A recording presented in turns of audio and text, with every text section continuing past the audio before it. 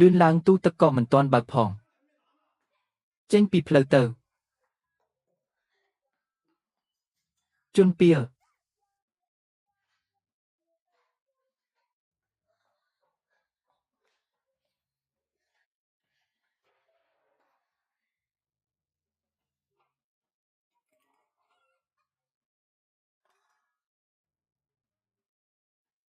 លូស៊ីនយ៉ានប្រញាប់ឡើងលូស៊ីនយ៉ានឈប់សិនអ្នកយករបស់របររបស់អ្នកទៅហេតុអ្វីបានជាអ្នកធ្វើឲ្យផ្ទះខ្ញុំទេហើយសាប៊ូនេះអ្នកថែមទាំងកាត់សាប៊ូជាពីរទៀតផងសាប៊ូមានតម្លៃថ្លៃដូច្នេះចុះបើខ្ញុំកាត់វាជាពីរវិញក្រៅពីនេះសាប៊ូសម្អាតកម្រាលឥដ្ឋតូននិងទូទឹកកកទាំងអស់ជារបស់ខ្ញុំវាជារឿងគួរឲ្យអាណិតណាស់ដែលខ្ញុំនៅតែឯកោខ្ញុំបានយកស្បែកជើងលើសមួយគូដែលខ្ញុំបានឲ្យអ្នកអ្វីដែលនៅសល់ខ្ញុំបានលាក់បាំងពីអ្នកលូឆេនៀនតើអ្នកស្អប់ខ្ពើមទេមានអ្វីខុសជាមួយបុរសម្នាក់នេះអូវាពិតជាទេណាគួរឲ្យស្អប់ខ្ពើមប៉ុណ្ណាការបែកបាក់គ្នាមិនគួរត្រូវបានបំបែកដោយស្អាតស្អំនោះទេម្យ៉ាងទៀតលក់ផ្ទះនោះឲ្យខ្ញុំឲ្យលុយខ្ញុំមកទោះបីជាភីខេងជាកូនស្រីអ្នកមានក៏ដោយខ្ញុំមិនអាចពឹងផ្អែកលើនាងបានគ្រប់ពេលទេពេលខ្ញុំនៅជាមួយនាងបានខ្ញុំនឹងផ្ដល់ឲ្យអ្នកនៅពាក់កណ្ដាលនៃប្រាក់លូស៊ីនយ៉ានតើអ្នកមានការខ្មាស់អៀនទេអ្នកបានចំណាយប្រាក់10,000 យន់សម្រាប់ផ្ទះនោះហើយខ្ញុំបានបង់ប្រាក់ដែលនៅសល់តើអ្នកអាចបែងចែកវាជាពាក់កណ្ដាលដោយរបៀបណាខ្ញុំខ្ជិលពេកក្នុងការពន្យល់អ្នកផ្ទះនេះត្រូវតែលក់ឲ្យខ្ញុំប៉ៃឈីងនិងឡានរបស់ពូនាងកំពុងរងចាំខ្ញុំដោយវិធីនេះខ្ញុំនឹងបញ្ជូនអ្នកទៅកូនប្រសាររបស់អ្នកចេញពីទីនេះទៅខ្ញុំកំពុងមកតើអ្វីត្រូវបានដោះស្រាយហើយឬនៅសម្លាញ់ឲ្យអ្វីត្រូវបានដោះស្រាយហើយតោះចូលឡានគាត់បាននិយាយថាគាត់ជាមនុស្សក្រីក្រដោយវិធីនេះចងចាំអ្វីដែលខ្ញុំបាននិយាយកុំមកទីក្រុងនៅពេលអនាគតវាងាយស្រួលសម្រាប់យើងក្នុងការបែកគ្នា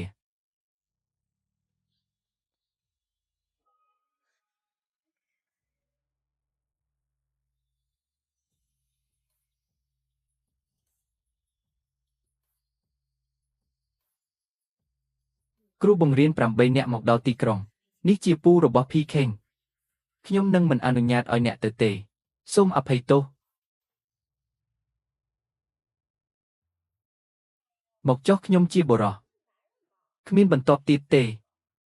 ខ្ញុំនឹងណែនាំអ្នកឲ្យស្គាល់បុរសអ្នកមានម្នាក់ដែលមានរូបសម្បត្តិសង្ហាហូ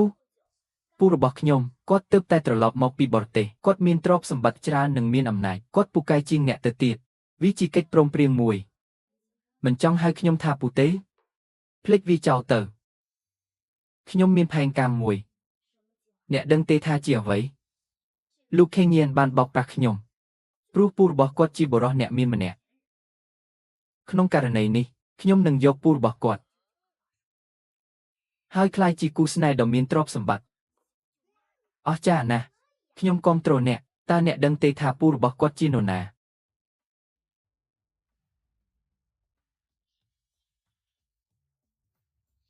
ជាការពិតណាស់ខ្ញុំដឹង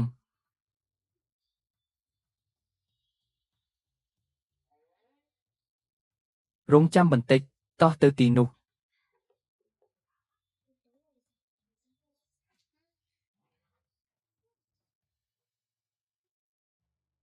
គាត់គឺជាសិស្សនេះជាមូលហេតុដែលអ្នកចេញមកនៅពាក់កណ្ដាលអាធ្រាត្រពូ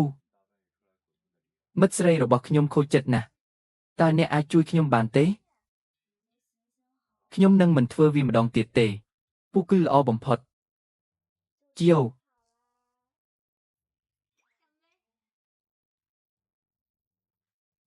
ពូហ៊ូ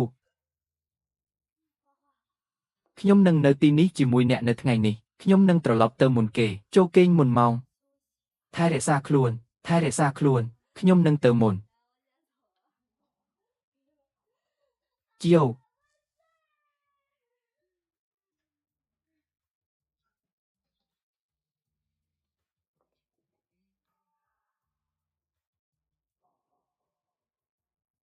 ពូរបស់ប៉ៃឈីង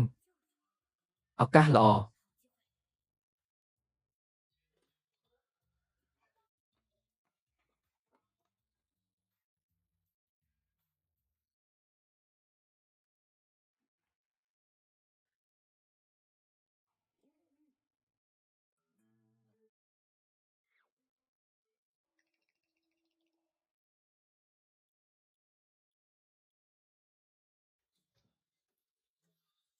តើអ្នកសុខសប្បាយជាទេតើអ្នកនៅណាខ្ញុំសុខសប្បាយទេ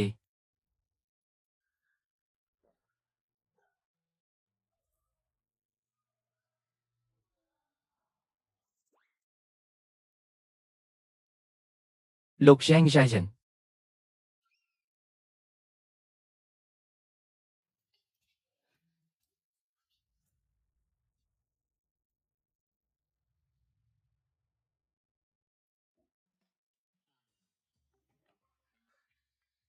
ខ្ញុំហត់នឿយណាស់ឥឡូវនេះយើងបានដើរមកដល់ចំណុចនេះហើយខ្ញុំត្រូវតែធ្វើឲ្យអ្នកពិបាកចិត្តព្រោះអ្នកជាពូរបស់ Peking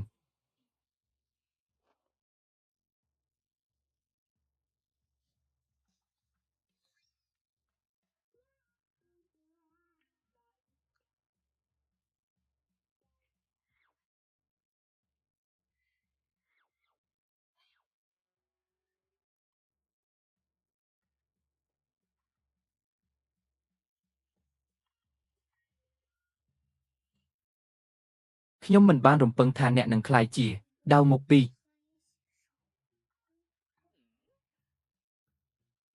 ដៅមុខពីរ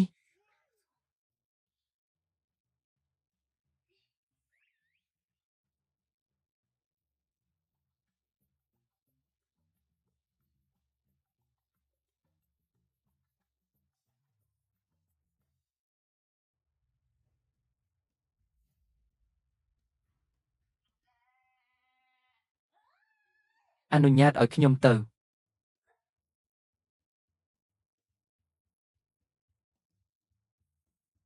នេះជាមូលហេតុដែលអ្នកចេញមកនៅពាក់កណ្ដាលអាធ្រាត្រពូ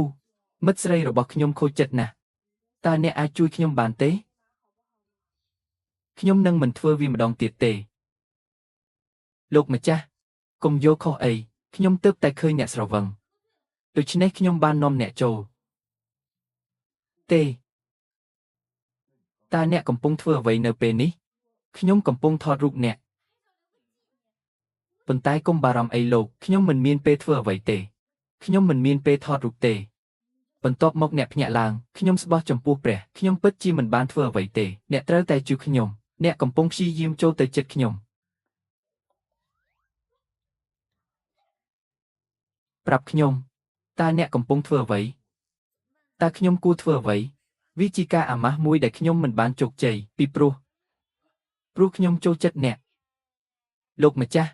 ខ្ញុំនឹងប្រាប់អ្នកពីការពិតខ្ញុំលងស្នេហ៍អ្នកតាំងពីឃើញដំបូងខ្ញុំស្រឡាញ់អ្នកខ្លាំងណាស់រហូតដល់ខ្ញុំមិនអាចជួយខ្លួនឯងបានដូច្នេះខ្ញុំនឹងដេញតាមអ្នកខ្ញុំនឹងរៀបការជាមួយអ្នកគាត់នឹងមិនគិតថាខ្ញុំឈួតទេខ្ញុំនិយាយឲ្យច្បាស់ខ្ញុំធំឡើងខ្ញុំឈួតកាលខ្ញុំនៅក្មេងខ្ញុំមានអារម្មណ៍ភ័យខ្លាចពេលខ្ញុំទៅឋានសួគ៌ខ្ញុំប្រញាប់ទៅរកប្តីរបស់ខ្ញុំស្រឡាញ់ស្វាមីរបស់ខ្ញុំស្ដាប់បង្គាប់ខ្ញុំមិនខ្លាចស្នេហាទេខ្ញុំស្បោះយេខ្ញុំមិនមានការសោកស្ដាយទេការសោកស្ដាយតែមួយគត់គឺខ្ញុំមិនអាចឲ្យអ្នកទៅណាបានទេនារីវ័យក្មេងតើអ្នកអាចឲ្យខ្ញុំឃើញអ្នករៀបការឲ្យបានឆាប់តាមដែលអាចធ្វើទៅបានទេបើអ្នកសុំរៀបការคล้ายៗខ្ញុំនឹងមិនអនុញ្ញាតឲ្យអ្នកទៅទេខ្ញុំសន្យា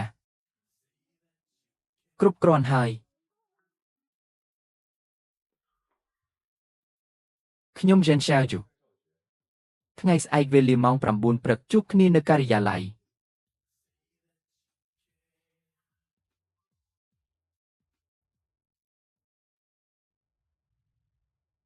អូ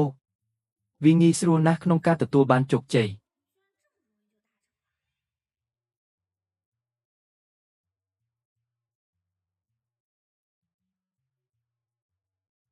មកចុះអ្នកទាំងពីរកាន់តែចិត្តបន្តិចការបញ្ចេញមតិតិចជាងបន្តិចប៉ុណ្ណឹងហើយប្តីខ្ញុំខ្មាស់អៀនណាស់យោពងកូនកំឡោះទឹកមុខរបស់អ្នកធ្ងន់ធ្ងរពេកហើយញៀមបន្តិចលោកចានញៀមបន្តិច3 2 1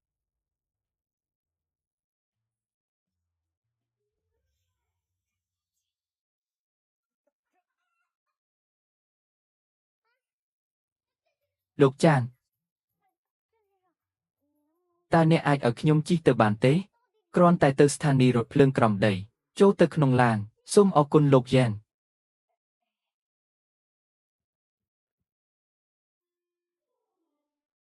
អ្នក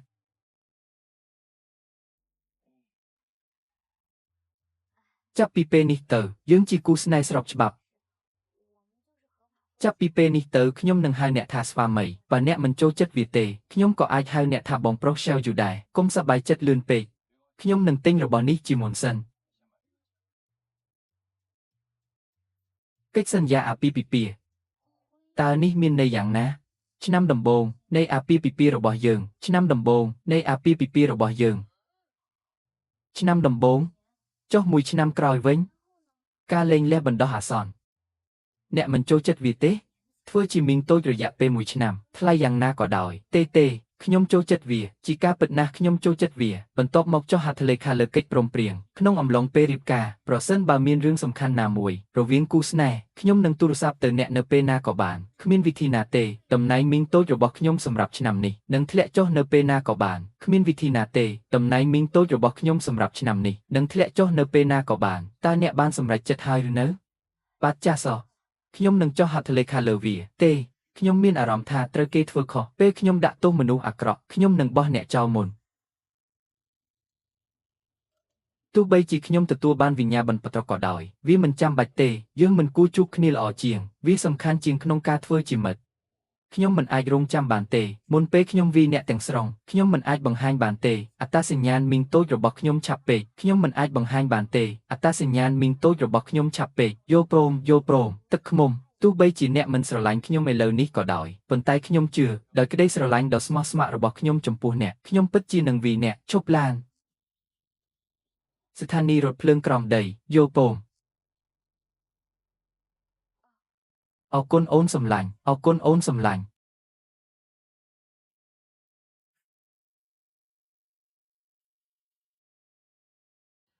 ទឹកឃ្មុំ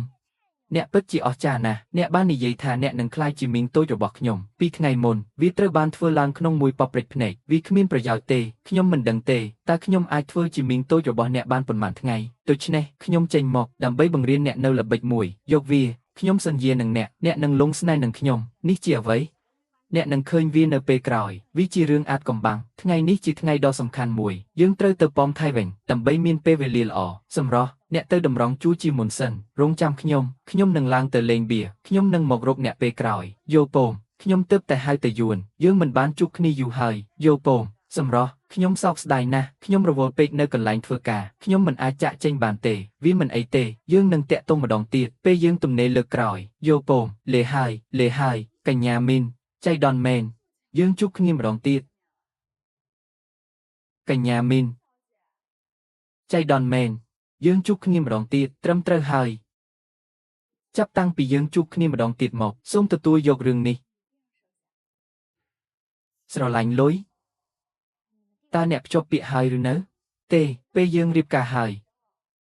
អ្នកត្រូវតែមកយល់ព្រមខ្ញុំសូមជូនពរអ្នកអាពាហ៍ពិពាហ៍ដ៏យូរអង្វែងប្រយ័ត្នមាត់របស់អ្នកអ្វីខ្ញុំសូមជូនពរឲ្យអ្នកមានអាពាហ៍ពិពាហ៍យូរអង្វែងខ្ញុំអាចនិយាយបានថាវាអាក្រក់ជាងនេះខ្ញុំសូមជូនពរឲ្យអ្នកមានអាពាហ៍ពិពាហ៍យូរអង្វែងលោកខេងយៀនគួរឲ្យចាប់អារម្មណ៍ណាស់នាងបានប្រើអាពាហ៍ពិពាហ៍ដែលខ្ញុំបានយកមកដើម្បីធ្វើឈុតឆាកមួយឈប់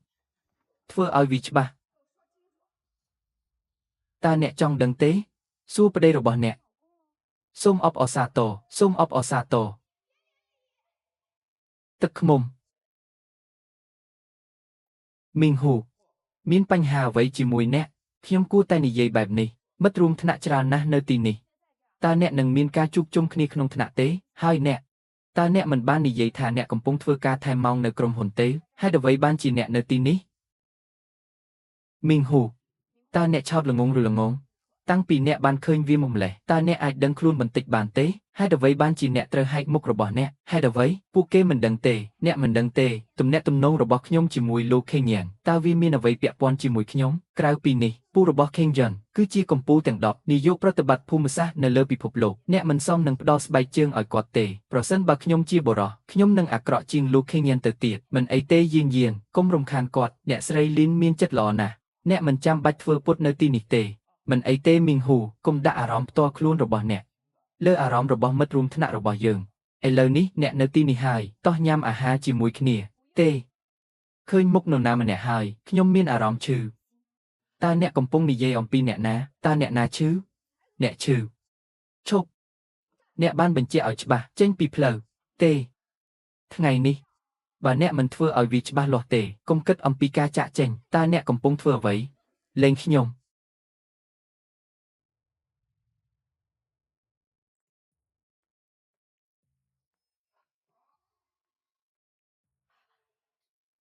តើនេះជាអ្វីធានាថាព្រះរបស់អ្នកនឹងធ្លាក់ចុះតើនេះជាអ្វីត្រឡប់ទៅមើលវាវិញនៅពេលយប់មីងហ៊ូ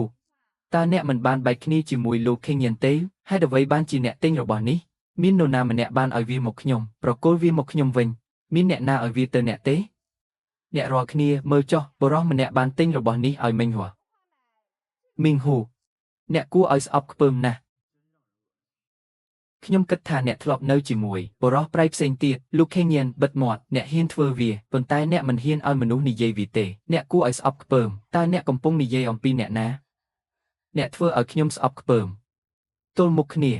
នៅពីក្រោយខ្នងសំណាងល្អខ្ញុំបានបែកបាក់ជាមួយអ្នកបើមិនដូច្នោះទេខ្ញុំមិនដឹងទេបុរសព្រៃណាដែលត្រូវលេងជាមួយមិនអីទេប្តីកញ្ញាមីងគឺព្រៃផ្សៃណាស់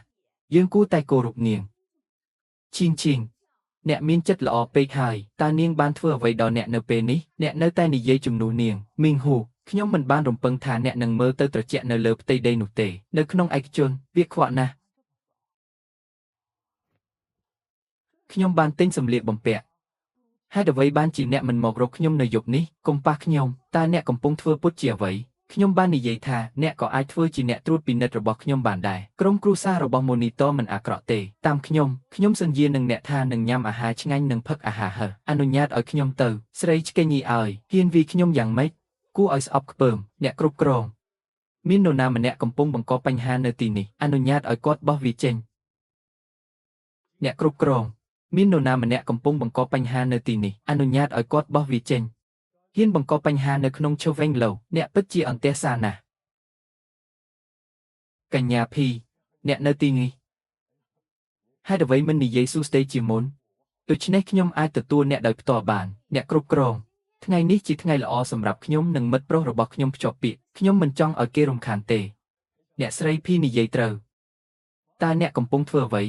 បោះគាត់ចេញអនុញ្ញាតឲ្យខ្ញុំទៅឈូវហ្វេងឡូប្រព្រឹត្តចំពោះអតិថិជនបែបនេះអ្នកគឺជាបុរសដែលខូចចិត្តហ៊ានធ្វើបែបនេះយ៉ាងម៉េចតើអ្នកសុំនឹងក្លាយជាអតិថិជនរបស់ឈូវហ្វេងឡូដែរឬទេត្រឹមត្រូវហើយតើអ្នកដឹងទេថាកញ្ញាភីជានរណាពូរបស់នាងគឺជាអ្នកគ្រប់គ្រងជាន់ខ្ពស់ម្នាក់នៅយេយូទោះបីជាថៅកែរបស់យើងនៅទីនេះថ្ងៃនេះក៏ដោយគាត់ត្រូវតែបង្ហាញមុខមាត់ឲ្យអ្នកស្រីភីកុំរុញខ្ញុំទៅឆ្ងាយពេកគាត់មានប្រវត្តិនៅយេយូតើខ្ញុំមិនមានវាទេខ្ញុំមិនខ្វល់ពីប្រវត្តិរបស់អ្នកទេ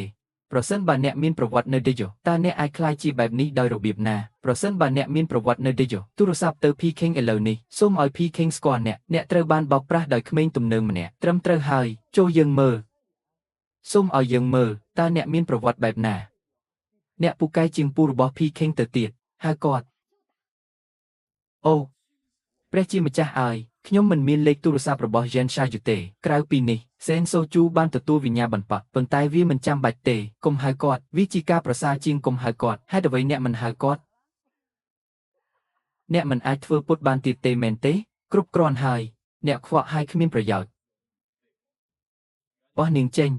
យករបស់នេះទៅឆ្ងាយអ្នកពិតជាអាក្រក់ណាស់បោះនាងចេញខ្ញុំត្រូវប្រព្រឹត្តចំពោះភ្ញៀវកិត្តិយសនៃទីក្រុងឌីជូ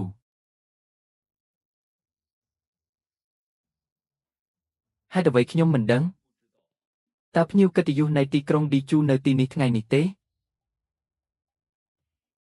ចៅហ្វាយហេតុអ្វីបានជាគាត់នៅទីនេះ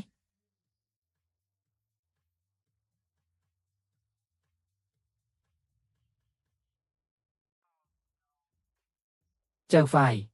យ៉ានឆាវជូហេតុអ្វីបានជាគាត់នៅទីនេះខ្ញុំខ្មាស់អៀនណាស់រ៉ាខេងជូនេះជាវិធីដើម្បីប្រព្រឹត្តចំពោះភ្ញៀវកិត្តិយសនៃសន្តាគាររបស់អ្នកឲ្យនាងទៅចៅហ្វាយវាមិនមែនអំពីយើងទេ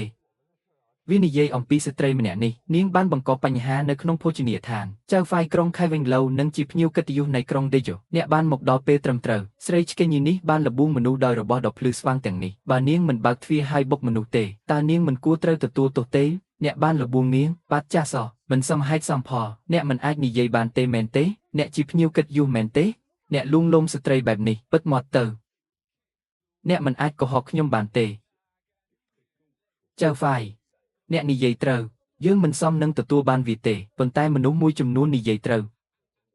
ហើយកញ្ញាភីអ្នកស្រីភីនៅណារ៉ាខេងជូនេះជាសន្តាគាររបស់អ្នកក្រុមមនុស្សលាក់ពុតក៏មានសមត្ថភាពគ្រប់គ្រងវាដែរអ្នកនឹងត្រូវបណ្ដេញចេញពីការងារចាប់ពីពេលនេះទៅអ្នកទាំងពីរឲ្យចូលយកនាងទៅអ្នកនឹងត្រូវបណ្ដេញចេញពីការងារចាប់ពីពេលនេះទៅអ្នកទាំងពីរឲ្យចូលយកនាងទៅខ្ញុំជាចៅហ្វាយដែលត្រូវគេធ្វើបាបចៅហ្វាយសូមអភ័យទោសឲ្យខ្ញុំលើកនេះចៅហ្វាយហើយពីរអ្នកនេះយកពួកវាទៅឆ្ងាយហ៊ូដើម្បីជាប្រយោជន៍ដល់ទំនាក់ទំនងអតីតកាលរបស់យើងតើអ្នកអាចមានចិត្តល្អបានទេខ្ញុំខុសហើយ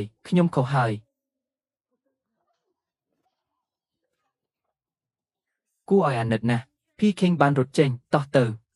សូមឲ្យពួកគេហៅខ្ញុំថាពូនិងមីងឥឡូវនេះរ៉ាខេងជូនេះជាអ្វីដែលអ្នកបាននិយាយវេនហៅផ្ទាល់ប៉ុន្តែខ្ញុំមិនបានធ្វើវាទេខ្ញុំមិនចង់ញ៉ាំទេតើអ្នកមានអារម្មណ៍មិនល្អមែនទេហេតុអ្វីបានជាអ្នកនៅតែឈរនៅទីនេះ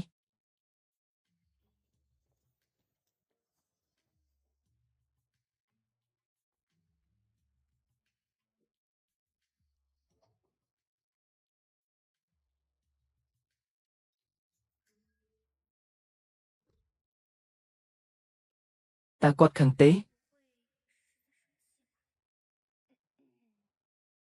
ស្វាមីអ្នកណាអនុញ្ញាតឲ្យអ្នកហៅខ្ញុំបែបនោះច្បាប់និងសម្បត្តិអាពាហ៍ពិពាហ៍និងបេះដូងស្នេហា5អ្នកពិតជាគ្មានខ្មាស់ហ៊ានណាស់តើវាដោយសារតែវត្ថុនោះជាអ្នកមែនទេស្វាមីអ្វីដែលបានកើតឡើងនៅថ្ងៃនេះគឺជាឧបទ្ទហេតុមួយអ្នកត្រូវតែជឿសេចក្តីស្រឡាញ់របស់ខ្ញុំចំពោះអ្នកនោះគឺវាអាចមើលឃើញនៅក្នុងពិភពលោកថ្ងៃនិងយប់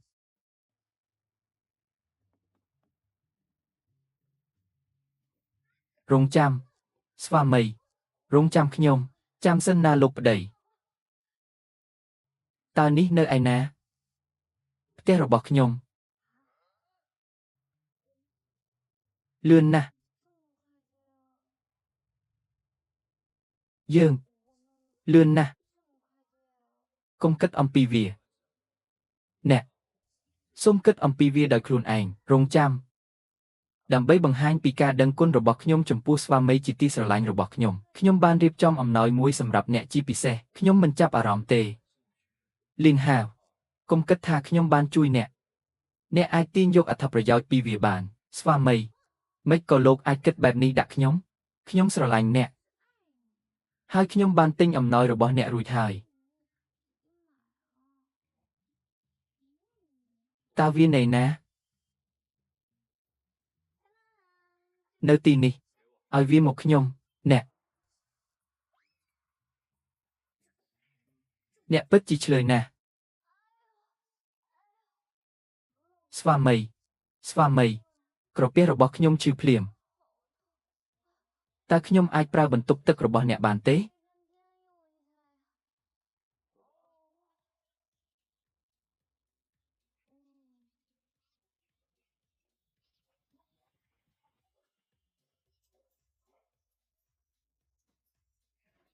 បុរសអាក្រក់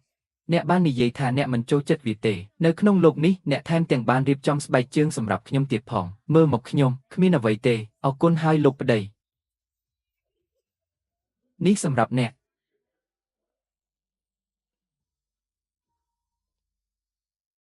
ខ្ញុំកំពុងឈរនៅជ្រុងមួយនៃថ្នាក់រៀនលេហើយមើល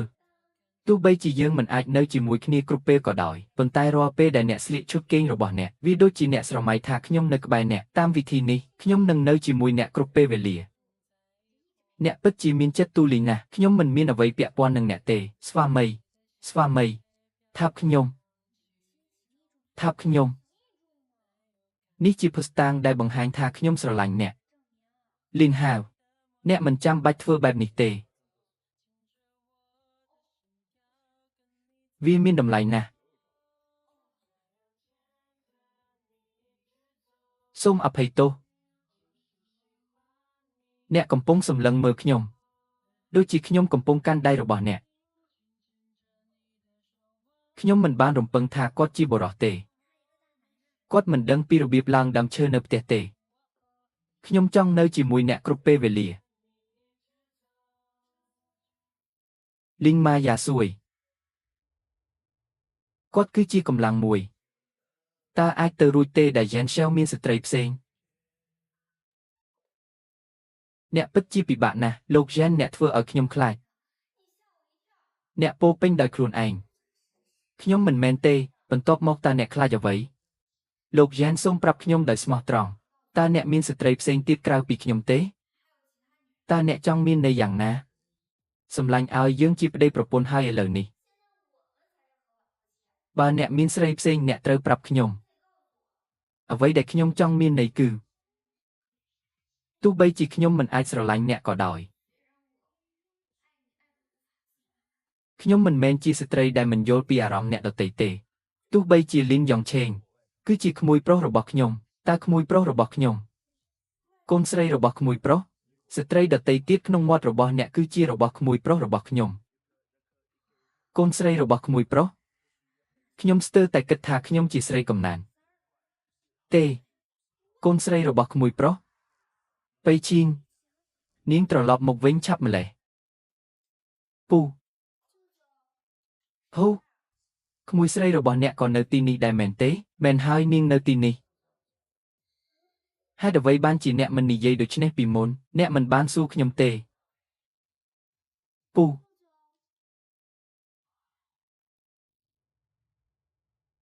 បៃឈីងក៏នៅទីនេះដែរហេតុអ្វីបានជានាងមិននៅជាមួយលូឈីងយ៉ានទេខ្ញុំមិនទាន់បានសួរទីតាំងមីងខ្ញុំនៅឡើយទេខ្ញុំមិនអាចឲ្យនាងដឹងលឿនយ៉ាងនេះទេលោកឆេងខ្ញុំប្រហែលជាស្រីកំណានខ្ញុំនឹងមិនរំខានអ្នកទៀតទេជួបគ្នាពេលក្រោយលេហើយ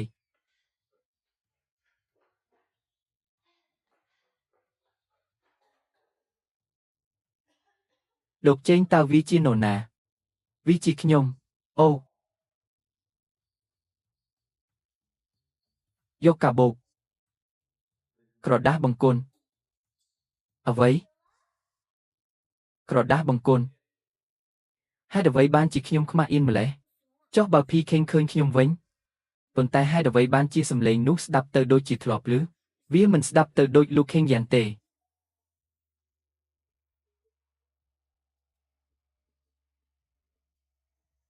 លោកឆេង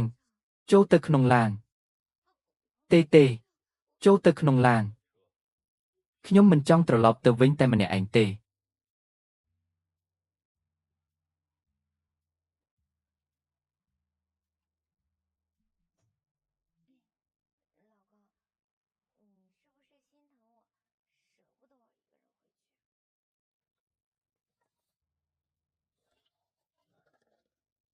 តើនេះជាអ្វី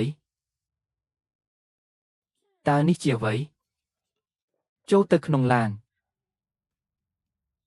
ខ្ញុំឈឺពោះខ្ញុំនឹងដេកលើឥដ្ឋអ្នកបានធ្វើរបស់ទាំងអស់នេះសម្រាប់ខ្ញុំមែនទេត្រឹមត្រូវហើយទឹកឃ្មុំអ្នកគឺល្អបំផុតខ្ញុំដឹងថាអ្នកនឹងចូលចិត្តខ្ញុំអ្នកល្អចំពោះខ្ញុំណាស់ខ្ញុំនឹងស្រឡាញ់អ្នកតើខ្ញុំត្រូវធ្វើអ្វីខ្ញុំមិនចង់ទេខ្ញុំចង់ស្រឡាញ់អ្នកទោះបីជាអ្នកល្ងងខ្លៅយ៉ាងណាក៏ដោយក៏អ្នកមិនអាចត្រឡប់ពាក្យសម្ដីរបស់អ្នកវិញបានដែរមិនអីទេខ្ញុំនឹងមិនធ្វើជាមនុស្សកំសាកទៀតទេកុំខឹងអី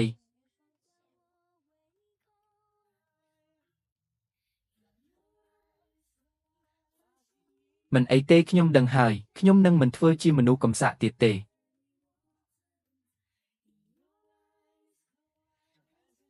តោះទៅ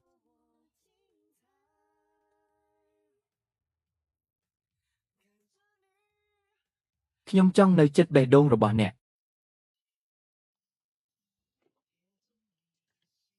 អ្នកមានសុភមង្គល អរគុណដែលជូនខ្ញុំទៅផ្ទះទាំងយប់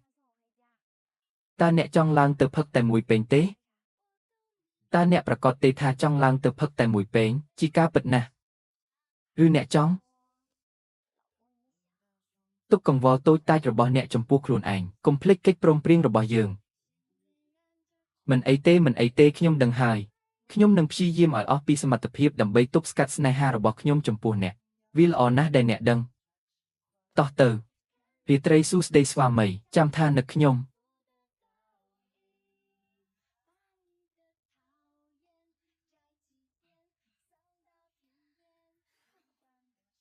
មានមនុស្សច្រើនណាស់នៅក្នុងលោកលីវវែងវាជាផ្លូវដ៏វែងឆ្ងាយទៅផ្ទះមីងខ្ញុំមិននឹកស្មានថាឆាវយូទាំងមូលមើលទៅគ្មានសំណាងយ៉ាងនេះទេដល់ពេលហើយតោះទៅ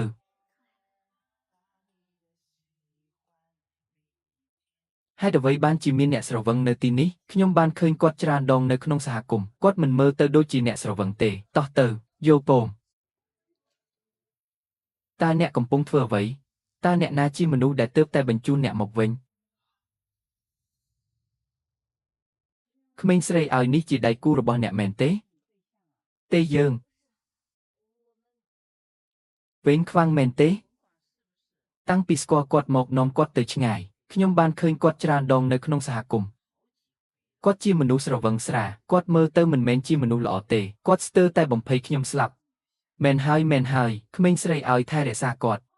បើរឿងនេះនៅតែបន្តយើងនឹងត្រូវហៅប៉ូលីសសូមអភ័យទោសខ្ញុំសូមទោសដែលរំខានអ្នកខ្ញុំនឹងដោះស្រាយវាភ្លាមតោះទៅហ៊ូឯងមិនស្រឡាញ់ខ្ញុំទេប៊ូគីតើអ្នកចង់ធ្វើអ្វីយើងបានបែកគ្នាជប់រំខានខ្ញុំបានទេខ្ញុំសោកស្ដាយវាខ្ញុំមិនចង់បែកគ្នាទេមានតែអ្នកទេដែលអាចផ្សះផ្សាជាមួយខ្ញុំបានយល់ព្រមគ្រប់គ្រាន់ហើយប៊ូគីខ្ញុំមិនចង់មានអ្វីពាក់ព័ន្ធនឹងអ្នកទេខ្ញុំទ្រាំមិនបានទេពេលឃើញអ្នកប្រកល់វាមកខ្ញុំវិញឥឡូវនេះប៊ូគីតើអ្នកកំពុងធ្វើអ្វី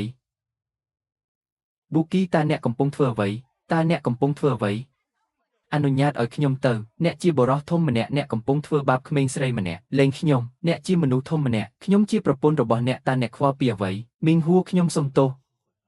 អត់ទោសឲ្យខ្ញុំ3ឆ្នាំអ្នកបានរងចាំខ្ញុំអស់រយៈពេល3ឆ្នាំហើយដល់ពេលចាប់ផ្ដើមឡើងវិញហើយប៊ូគីបើឯងធ្វើបែបនេះម្ដងទៀតខ្ញុំនឹងហៅប៉ូលីសមីងហួរតើអ្នកនៅជាមួយអ្នកផ្សេងទេតើអ្នកបានបោកប្រាស់ខ្ញុំពេលអ្នកនៅជាមួយខ្ញុំទេអ្នកត្រូវតែគិតថាមនុស្សគ្រប់គ្នាសុទ្ធតែទាបដូចអ្នកខ្ញុំបានដឹងវាអ្នកចាប់ខ្ញុំមុនហើយបន្ទាប់មកអ្នកគឺជាជនក្បត់ចេញពីទីនេះទៅខ្ញុំខុសហើយដូច្នេះអ្នកណាជាអ្នកនិយាយថាអ្នកមានផ្ទៃពោះមិនមែនជារឿងរបស់អ្នកទេអ្នកមិនដឹងអ្វីទាំងអស់តើអ្នកគិតថាខ្ញុំចង់ក្លាយជាបែបនេះមែនទេខ្ញុំនៅជាមួយទីក្រុងប៉េកាំងវាសម្រាប់យើងទាំងពីរនាក់សម្រាប់អនាគតរបស់យើងខ្ញុំលែងអាចទ្រាំបានទៀតហើយប៊ូគីខ្ញុំគិតថាអ្នកគួរឲ្យស្អប់ខ្ពើមគ្រប់គ្រាន់ហើយខ្ញុំមិនបានរំពឹងថាអ្នកនឹងលេងហ្គេមនេះម្ដងហើយម្ដងទៀតទេចេញពីទីនេះឥឡូវនេះហើយទូរស័ព្ទទៅប៉ូលីសមីងហួរមិនយូរមិនឆាប់អ្នកនឹងស្ដាយក្រោយម៉ាក់ខ្ញុំមកវិញហើយបងស្រីហេតុអ្វីបានជាអ្នកត្រឡប់មកវិញតើអ្នកកំពុងធ្វើអ្វីនៅទីនេះនេះជាផ្ទះរបស់ខ្ញុំហេតុអ្វីខ្ញុំមិនអាចត្រឡប់មកវិញបានមីងហួរអ្នកគឺជាសាក្សីមានរឿងអ្វីបានជារត់ទៅផ្ទះម្ដាយឯងរៀងរាល់3ថ្ងៃម្ដងម៉ាក់ឲ្យទីបំផុតខ្ញុំបានត្រឡប់មកវិញម្ដងហើយតើអ្នកអាចស្មោះត្រង់ជាមួយខ្ញុំបានទេអ្នកនិយាយតបទៅអ្នកវិញអាទិភាពរបស់អ្នកឥឡូវនេះគឺផ្ដល់ឲ្យលូខេងៀននៅកូនប្រុសម្នាក់លូខេងៀនសម្រាលបានកូនប្រុសមួយបើអ្នកមិនអាចមានកូនប្រុសបានទេអ្នកនឹងត្រូវចាក់ចំបេះដូងខ្ញុំបានបែកបាក់ជាមួយលូខេងៀនតើអ្នកបាននិយាយអ្វីគាត់នៅមន្ទីរពេទ្យជាមួយស្ត្រីម្នាក់ទៀតនៅថ្ងៃបុណ្យសពដូច្នេះខ្ញុំបានបែកបាក់ជាមួយគាត់អ្នកគឺជាក្មេងស្រីដែលស្លាប់ហើយអ្នកបានបែកបាក់ជាមួយគាត់លើចំណុចនេះវាជារឿងធម្មតាទេដែលបុរសម្នាក់មានចរិតកំប្លែងតើបុរសណាដែលមិនធ្វើខុស អ្នកគ្រាន់តែរីករាយនឹងខ្លួនឯងអ្នកមិនចង់ឲ្យខ្ញុំនៅជាមួយបងប្រុសរបស់អ្នកទេខ្ញុំនៅតែរំពឹងថាអ្នកនឹងរៀបការពេលរៀបការរួចជួយរកប្រពន្ធឲ្យខ្ញុំផងអ្នកធ្លាប់បែកពីខ្ញុំពីមុនចុះបើខ្ញុំរកប្រពន្ធមិនឃើញហេតុអ្វីបានជាអ្នកអាត្មានិយមម្លេះគាត់ជាអ្នកដែលបានធ្វើខុសតើអ្នកកំពុងធ្វើខុសមែនទេបន្ទោសខ្ញុំឥឡូវនេះមានរឿងអ្វីជាមួយអ្នកយើងកំពុងធ្វើវាសម្រាប់អ្នកនិយាយពាក្យមួយចំនួនតូចទៅអ្នកនឹងបាត់មុខគ្មានអ្វីចម្លែកទេដែលមនុស្សចេញទៅស្វែងរកស្ត្រីចូលយើងសុំទោសគាត់ខ្ញុំមិនទៅទេខ្ញុំមិនមែនជាអ្នកណាម្នាក់ទេខ្ញុំនឹងលុកហេញ៉ានក្នុងជីវិតនេះអ្នកម៉ាក់មើលអ្វីដែលអ្នកបានធ្វើចំពោះម៉ាក់យោពមអ្នកមិនចាំបាច់សុំទោសទេអ្នកមិនរៀបការនៅថ្ងៃស្អែកទេម៉ាក់តើអ្នកអាចឈប់ជ្រៀតជ្រែកក្នុងអាជីវកម្មរបស់ខ្ញុំបានទេអ្នកបានធំឡើងឥឡូវនេះតើអ្នកជាស្តេចមែនទេបើអ្នកមិនជឿខ្ញុំទេចូលចេញពីទីនេះទៅម៉ាក់តើអ្នកកំពុងធ្វើអ្វីលែងទៅអ្នកមិនស្ដាប់ខ្ញុំតតែសោះបើអ្នកមិនស្ដាប់ខ្ញុំទេអ្នកនឹងធ្វើឲ្យខ្ញុំខឹងអ្នកចេញពីទីនេះទៅខ្ញុំនឹងយកវាសម្រាប់កូនស្រីនេះម៉ាក់យោពមខ្ញុំនឹងទៅណាត់ជួបដោយងើតងល់អរគុណអ្នកនាង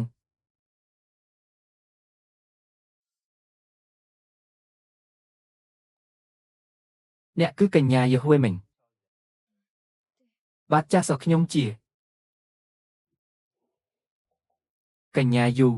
សូមឲ្យខ្ញុំណែនាំអ្នកខ្ញុំជាអ្នកណាត់ជួបពីការភ្នែករបស់អ្នកលោកកេតសេយិនសួស្ដីលោកគូជាដំបូងខ្ញុំត្រូវសុំទោសអ្នកការណាត់ជួបដោយងើតងល់មិនមែនជាចេតនារបស់ខ្ញុំទេខ្ញុំដឹងរឿងនោះកញ្ញាយូទើបតែបែកបាក់ជាមួយមិត្តប្រុសរបស់នាងអស់រយៈពេល7ឆ្នាំបន្ទាប់មកអ្នកនៅតែខ្ញុំមិនគិតថានេះជាបញ្ហាទេឲ្យតែពួកគេសាកសមនឹងគ្នាអារម្មណ៍អាចត្រូវបានដាំដុះរឿងសំខាន់បំផុតគឺត្រូវជួបមនុស្សត្រឹមត្រូវដូច្នេះលោកកែគិតខ្ញុំជាមនុស្សត្រឹមត្រូវតើវាជាមនុស្សត្រឹមត្រូវមែនទេបើមិនតាក់ទងគ្នាធ្វើមិនដឹងលោកកូ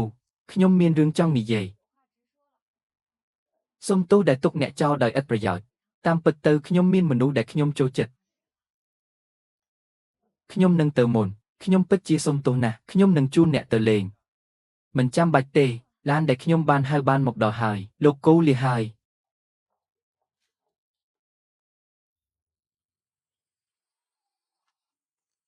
ពូ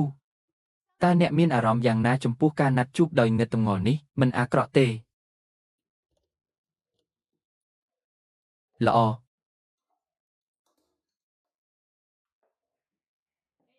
ហ៊ូត្រឡប់មកវិញហើយពិតជាកូនស្រីល្អរបស់ខ្ញុំមែនតាមខ្ញុំទើបតែទទួលបានការហៅទូរស័ព្ទពីនរណាម្នាក់ចំណាប់អារម្មណ៍ល្អណាស់ចំពោះអ្នកតើមានបញ្ហាអ្វីជាមួយមនុស្សម្នាក់នេះតើខ្ញុំមិនបានពន្យល់គាត់ឲ្យច្បាស់ទេម៉ាក់មនុស្សនោះមិនសមនឹងអ្នកទេអ្វីរឿងនេះមិនអាចតាមអ្នកបានទេខ្ញុំត្រូវបានគេប្រាប់ដោយអ្នកដទៃមានតែ300,000ប៉ុណ្ណោះរកថ្ងៃល្អមួយថ្ងៃប្រញាប់ឡើងហើយធ្វើរឿងនេះខ្ញុំកំពុងធ្វើរឿងនេះសម្រាប់អ្នកកុំនិយាយអ្វីផ្សេងទៀតម៉ាក់តើអ្នកកំពុងធ្វើវាសម្រាប់ខ្ញុំមែនទេឬក៏ដើម្បីលុយលក់កូនស្រីរបស់អ្នកនៅតែនិយាយវាពិបាកក្នុងការចិញ្ចឹមអ្នកឲ្យធំបែបនេះវាមិនគ្រប់គ្រាន់ទេក្នុងការនៅក្នុងវាតើកូនស្រីមិនគ្រាន់តែចាក់ទឹកចេញទេតើមានអ្វីកើតឡើងចំពោះថ្លៃទឹកមុនពេលខ្ញុំចាក់វាចេញប៉ុណ្ណឹងហើយប្អូនស្រីអ្នកត្រូវតែមានចំណេះដឹងអំពីខ្លួនឯងស្ត្រីនេះមានអាយុ30ឆ្នាំនាងមិនសមនឹងលុយទេលោកឆេនឆេងខិនអ្នកកំពុងលួចគ្រាន់តែអ្នកត្រូវតែចូលរួមចំណែកខ្លះដល់គ្រួសារយើងវាល្អដោយសារអ្នកចូលចិត្តវាអ្នកក៏ត្រឡប់ទៅផ្ទះវិញខ្ញុំនឹងផ្ដល់ព័ត៌មានទំនាក់ទំនងទាំងអស់របស់នាងឥឡូវនេះម៉ាក់មើលចុះខ្ញុំបាននិយាយថានាងមិនមានឆន្ទៈទេកុំនិយាយអំពីរឿងនោះខ្ញុំប្រាប់អ្នកត្រូវតែរៀបការបើអ្នកមិនរៀបការខ្ញុំគ្រាន់តែមិនរៀបការបើអ្នកចង់រៀបការអ្នកនឹងរៀបការដោយខ្លួនឯងខ្ញុំមិនរៀបការទេទោះបីជាខ្ញុំស្លាប់ក៏ដោយក្មេងស្រីស្លាប់ហើយអ្នកក្រោកឈរឡើងដើម្បីខ្ញុំមិនអីទេអ្នកមិនរៀបការទេមែនទេបន្ទាប់មកខ្ញុំនឹងស្លាប់សម្រាប់អ្នកម៉ាក់មិនអីទេអ្នកមិនរៀបការទេមែនទេបន្ទាប់មកខ្ញុំនឹងស្លាប់សម្រាប់អ្នកម៉ាក់ម៉ាក់កំពុងធ្វើអ្វីហ្នឹងចុះមកអ្នកចាក់ចេញទៅមើលអ្វីដែលអ្នកបានបង្ខំម៉ាក់វាជាកំហុសរបស់អ្នកអូយហេតុអ្វីជីវិតខ្ញុំជូរចត់ម្លេះខ្ញុំមិនគួររៀបការជាមួយមីងធានទេមិនហ៊ានមានកូនទេចាស់ហើយឲ្យក្មេងស្រីចង្អុលទៅច្រមុះខ្ញុំអូតើខ្ញុំចង់មានន័យយ៉ាងណាចំពោះការរស់នៅទុកឲ្យខ្ញុំស្លាប់តើអ្នកកំពុងធ្វើអ្វីហេតុអ្វីបានជាអ្នកនៅតែលោតបងស្រីឲ្យប្អូនស្រីនិយាយអ្វីកុំហ៊ានលោតអូ អ្នកទាំងអស់គ្នាមកមើលតើខ្ញុំបានប្រព្រឹត្តអំពើបាបអ្វីកូនស្រីចាស់របស់សេនឈូស្ថិតនៅក្នុងដៃរបស់ខ្ញុំតើខ្ញុំអាចចុះទៅជួបបុព្វបុរសនៃគ្រួសារមីងដោយរបៀបណាម៉ាក់អើយកុំបង្កបញ្ហាអីចុះមកចុះមិនអីទេលុះត្រាតែអ្នកចុះទៅយ៉ាងលឿនបើមិនដូច្នោះទេខ្ញុំនឹងស្លាប់ដើម្បីអ្នកមិនទាន់រៀបការនៅវ័យក្មេងបែបនេះទេខ្ញុំបានចេញទៅទិញម្ហូបមួយចានខ្ញុំមានអារម្មណ៍ខ្មាស់អៀនម៉ាក់អើយហេតុអ្វីម៉ាក់តែងតែបង្ខំកូនខ្ញុំបង្ខំអ្នកវាជាកូនស្រីមិនស្មោះត្រង់របស់អ្នកទេដែលបានបង្ខំខ្ញុំបង្ខំអ្នកឲ្យបង្ខំខ្ញុំកំពុងព្យាយាមស្វែងរកខ្លួនឯងសម្រាប់អ្នកមិនឲ្យតម្លៃវាទេអ្នកចង់ធ្វើឲ្យខ្ញុំខឹងបន្ទាប់មកខ្ញុំនឹងស្លាប់សម្រាប់អ្នកម៉ាក់ខ្ញុំរៀបការហើយពិតជាខ្ញុំសន្យាថានឹងរកកូនប្រសារដែលពេញចិត្តឲ្យអ្នកកុំបញ្ឆោតខ្ញុំគ្រូសារមីងរបស់យើងចង់បានច្បាប់មាសមួយត្រឹមត្រូវច្បាប់មាសនៃការបើកបររថយន្តល្អខ្ញុំសន្យានេះ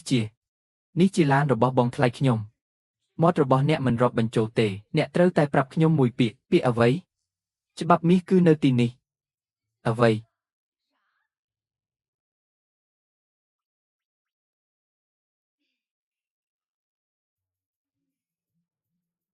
បងថ្លៃ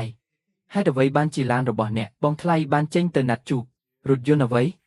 តើគាត់កំពុងធ្វើអ្វីនៅទីនេះហេតុអ្វីបានជាអ្នកមិនចាក់តែសម្រាប់បងថ្លៃរបស់អ្នកខ្ញុំបាននិយាយវាហេតុអ្វីបានជាអ្នករំកិលដៃរបស់អ្នកកុំតែងតែទាញមុខរបស់អ្នកខ្ញុំត្រូវតែនិយាយអ្វីមួយអ្នកមិនចាំទេថាខ្ញុំមានបងថ្លៃស្វាមីខ្ញុំដឹងថាវាជាកំហុសរបស់ខ្ញុំប៉ុន្តែអ្នកត្រូវដោះស្រាយជាមួយខ្ញុំជាមុនសិនយ៉ាងម៉េចកូនប្រសារល្អញ៉ាំផ្លែឈើខ្លះអរគុណម្ដាយក្មេកងាហៅទូរស័ព្ទទៅម៉ាក់មើលមកខ្ញុំកំពុងប្រញាប់ក្មេងស្រីស្លាប់ហើយប្រសិនបើខ្ញុំបានដឹងវាខ្ញុំនឹងបានរកឃើញច្បាប់មាសដ៏ល្អបែបនេះកូនប្រសារល្អតើខ្ញុំកំពុងធ្វើអ្វីខ្ញុំមានការណាត់ជួបដោយងើតងល់ជាមួយអ្នកការណាត់ជួបដោយងើតងល់កុំបារម្ភអីខ្ញុំបានបដិសេធវាយ៉ាងច្បាស់ស្ដាំឥឡូវនេះគាត់ឧទ្ទិសដល់អ្នកហើយកូនប្រសារល្អតើអ្នកបានញ៉ាំហើយឬនៅខ្ញុំនឹងចម្អិនម្ហូបសម្រាប់អ្នកមិនចាំបាច់ទេខ្ញុំមកទីនេះថ្ងៃនេះភាគច្រើនចង់នាំមីងហ៊ូទៅទទួលខ្ញុំអ្វីដូច្នេះភ្លាមនោះអ្វីដែលភ្លាមនោះចាប់តាំងពីអ្នកទាំងពីរនៅជាមួយគ្នាវាជាការល្អដែលបានជួបឪពុកម្ដាយឆាប់កូនប្រសារល្អអ្នកយកគាត់លឿនទៅកុំពន្យាពេលអាជីវកម្មរបស់ខ្ញុំម៉ាក់ទៅ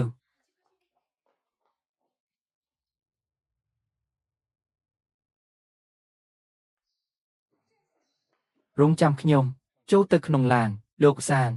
តើយើងនឹងទៅណាហើយជីដូនរបស់ខ្ញុំពិតជាតើវាលឿនពេកទេតើអ្នកមិនបាននិយាយថាអ្នកនឹងមិនជួបឪពុកម្ដាយរបស់អ្នកទេអ្នកមិនចង់ទៅទេតើអ្នកភ្លេចទេសន្យានឹងខ្ញុំទេអ្វីដែលខ្ញុំចង់មានន័យគឺអ្នកនិយាយសួស្ដីមកខ្ញុំជាមុនខ្ញុំនឹងរៀបចំសម្រាប់វារឿងថ្ងៃនេះអ្នកនិយាយជម្រាបសួរខ្ញុំជាគ្រោះថ្នាក់បានចប់ហើយកញ្ញាមានគម្រោងធ្វើដំណើរផ្សេងទៀតទៅណាត់ជួបពិការភ្នែកមួយទៀតខ្ញុំវាបង្ហាញថាអ្នកយកចិត្តទុកដាក់យ៉ាងខ្លាំងចំពោះការណាត់ជួបពិការភ្នែករបស់ខ្ញុំស្វាមីវាមិនគួរច្រណែនទៅដូចក្មេងចូលទៅក្នុងឡានខ្ញុំមិននិយាយថាទី3ទេគាត់ត្រូវតែច្រណែនវាហាក់ដូចជាយុទ្ធសាស្ត្ររបស់ខ្ញុំបានដំណើរការក្នុងករណីនេះបន្ទាប់មកខ្ញុំនឹងមានចិត្តអាណិតអាសូរទៅជាមួយអ្នកស្វាមីខ្ញុំកំពុងមក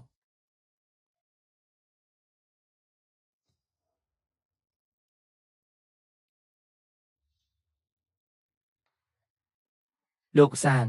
ខ្ញុំនឹងជួបជីដូនរបស់អ្នកក្នុងពេលបន្តិចទៀតតើខ្ញុំគួរនិយាយអ្វីភ័យណាស់មិនភ័យទេវាមានអារម្មណ៍ភ័យបន្តិចមិនចាំបាច់ភ័យទេអ្វីទាំងអស់មានខ្ញុំស្វាមីចំពោះអ្វីដែលត្រូវនិយាយអ្វីក៏ដោយវាមិនអីទេក្នុងការធ្វើជាមនុស្ស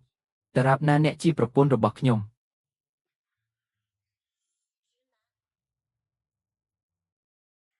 សួស្ដីយាយចាស់តើអ្នកឈ្មោះអ្វី ស៊ូស្ដីយាយតាហុយសៅជូបរោះម្នាក់នេះចៅហ្វាយមិនតូចទេទីបំផុតខ្ញុំបានអ្នកមកវិញហើយចាប់ពីពេលនេះទៅគាត់ធ្វើឲ្យអ្នកមិនសប្បាយចិត្តអ្នកប្រាប់យាយមើលពីរបៀបដែលជីដូនខ្ចប់គាត់យាយឲ្យកុំបារម្ភអីសៅជូគាត់ធ្វើឲ្យខ្ញុំឈឺចាប់មែនទេស្វាមី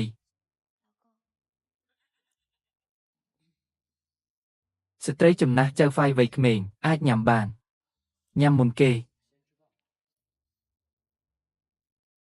កុំយកចិត្តទុកដាក់ចំពោះគាត់ទៅ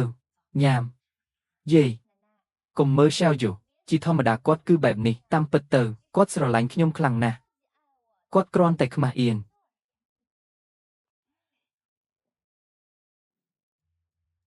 ហ៊ូប្រញាប់ញ៉ាំទៅមើលអ្នកទៅបេះដូងរបស់ជីដូនឈឺចាប់គ្រប់គ្រាន់ហើយខ្ញុំកំពុងដុំអាហារអរគុណហើយលោកយាយប្តីឲ្យញ៉ាំទៅតើអ្នកកំពុងធ្វើអ្វីប្រញាប់ឡើងញ៉ាំទៅកុំឲ្យហត់នឿយអីហ៊ូយោពងខ្ញុំញ៉ាំ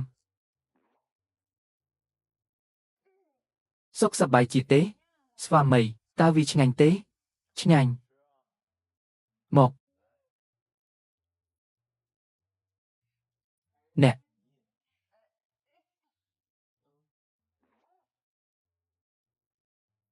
តើវាមានរសជាតិយ៉ាងណាឆ្ងាញ់មើលស្នេហារបស់អ្នកយាយបានស្រួលខ្លួនហើយសៅជូតើអ្នកស្គាល់គ្នារយៈពេលប៉ុន្មានហើយចៅស្រីល្អម្ល៉េះល្អណាស់ហេតុអ្វីបានជាអ្នកនាំខ្ញុំមកវិញឥឡូវនេះខ្ញុំបានស្គាល់អ្នកមួយរយៈហើយបន្ទាប់មកអ្នកទទួលបានវិញ្ញាបនបត្រតើពិធីមង្គលការនៅពេលណាក្នុងរយៈពេលមួយរយៈតើអ្នកនឹងមានកូននៅពេលណា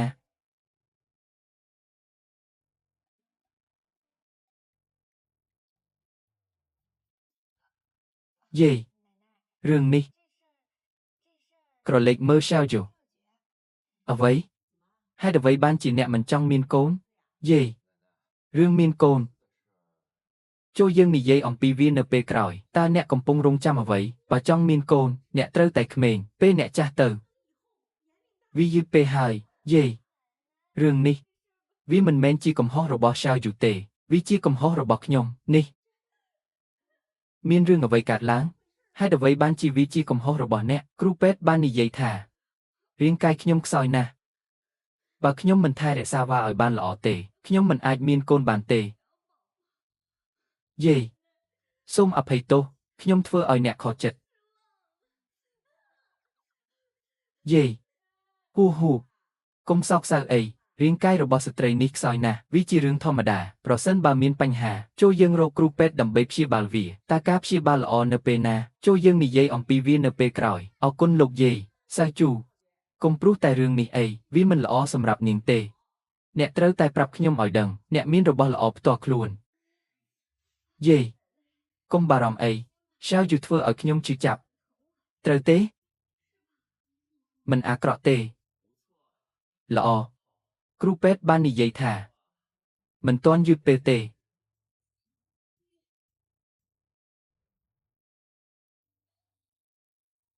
យាយអ្នកត្រឡប់ទៅវិញខ្ញុំនឹងឆាវយូនឹងទៅមុនគេពេលយើងមានពេលយើងនឹងត្រឡប់មកជួបអ្នកវិញយោពងយាយខ្ញុំត្រូវតែទៅជួបអ្នកនៅពេលដែលខ្ញុំមានពេលអ្នកទៅផ្ទះវិញបើកបរយឺតយោពង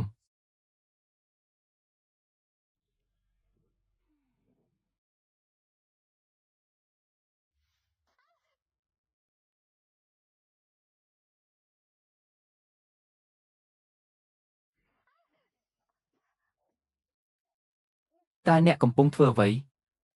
មកទីនេះស្វាមី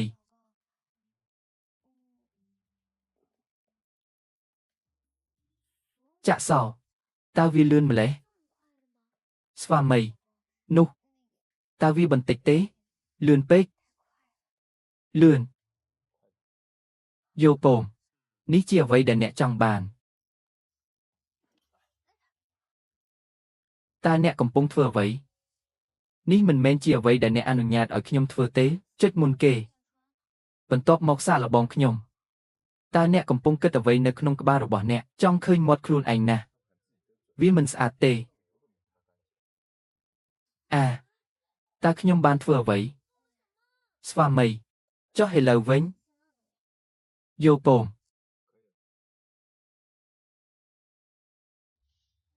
តើអ្នកចង់លេងល្បិចអ្វីខ្លះម្ដងទៀតស្វាមីតើអ្នកខឹងទេកុំខឹងអីមានតែសកម្មភាពរបស់អ្នកទេដែលគួរឲ្យតាក់ទាញណាស់ខ្ញុំពិតជាសំណាងណាស់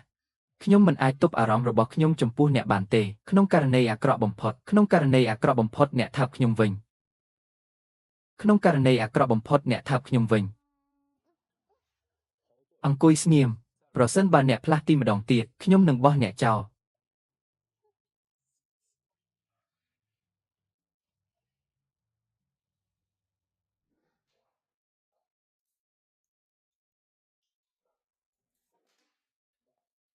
បាទយឺតពេកហើយហេតុអ្វីបានជាអ្នកមិនទៅគេងហេតុអ្វីបានជាអ្នកនៅម្នាក់ឯងតើកូនប្រសាររបស់ខ្ញុំនៅណាអ្នកទាំងពីរមិនជិតស្និទ្ធគ្នាទេអ្នកហៅកូនប្រសាររបស់អ្នកមើលទៅដូចខ្ញុំតើបុរសណាដែលមិនចូលចិត្តវាខ្ញុំព្រមានអ្នកលើកនេះអ្នកត្រូវតែចាប់ខ្ញុំប្រសិនបើអ្នកធ្វើខុសម្ដងទៀតសូមឲ្យម្ដាយរបស់អ្នកខ្ញុំពិតជាបុព្វបុរសដ៏ល្បីល្បាញម្នាក់មែនមិនអីទេចូលយើងនិយាយអំពីរឿងនេះពេលក្រោយយល់ព្រមទេល្អណាស់ឥឡូវនេះមកចុះខ្ញុំនឹងទៅគេងហើយអ្នកក៏ចូលគេងមុនដែរអ្នកខ្ញុំនឹងប្រាប់អ្នកអ្វីមួយបើឯងមិនអាចចាប់កូនប្រសារនេះបានខ្ញុំនឹងទាញអ្នកឲ្យលោតចេញពីអគារ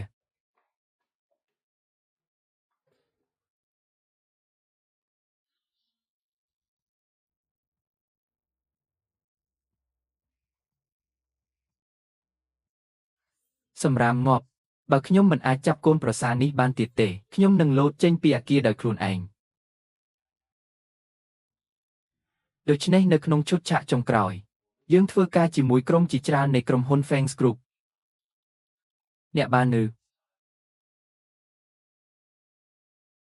ខ្ញុំនិយាយប៉ុន្មានដងហើយទូរស័ព្ទត្រូវតែស្ងាត់ក្នុងពេលប្រជុំបន្តទៅមុខទៀតបាទចាស់សោះរឿងបន្ទាប់ដែលយើងនឹងប្រឈមមុខគឺ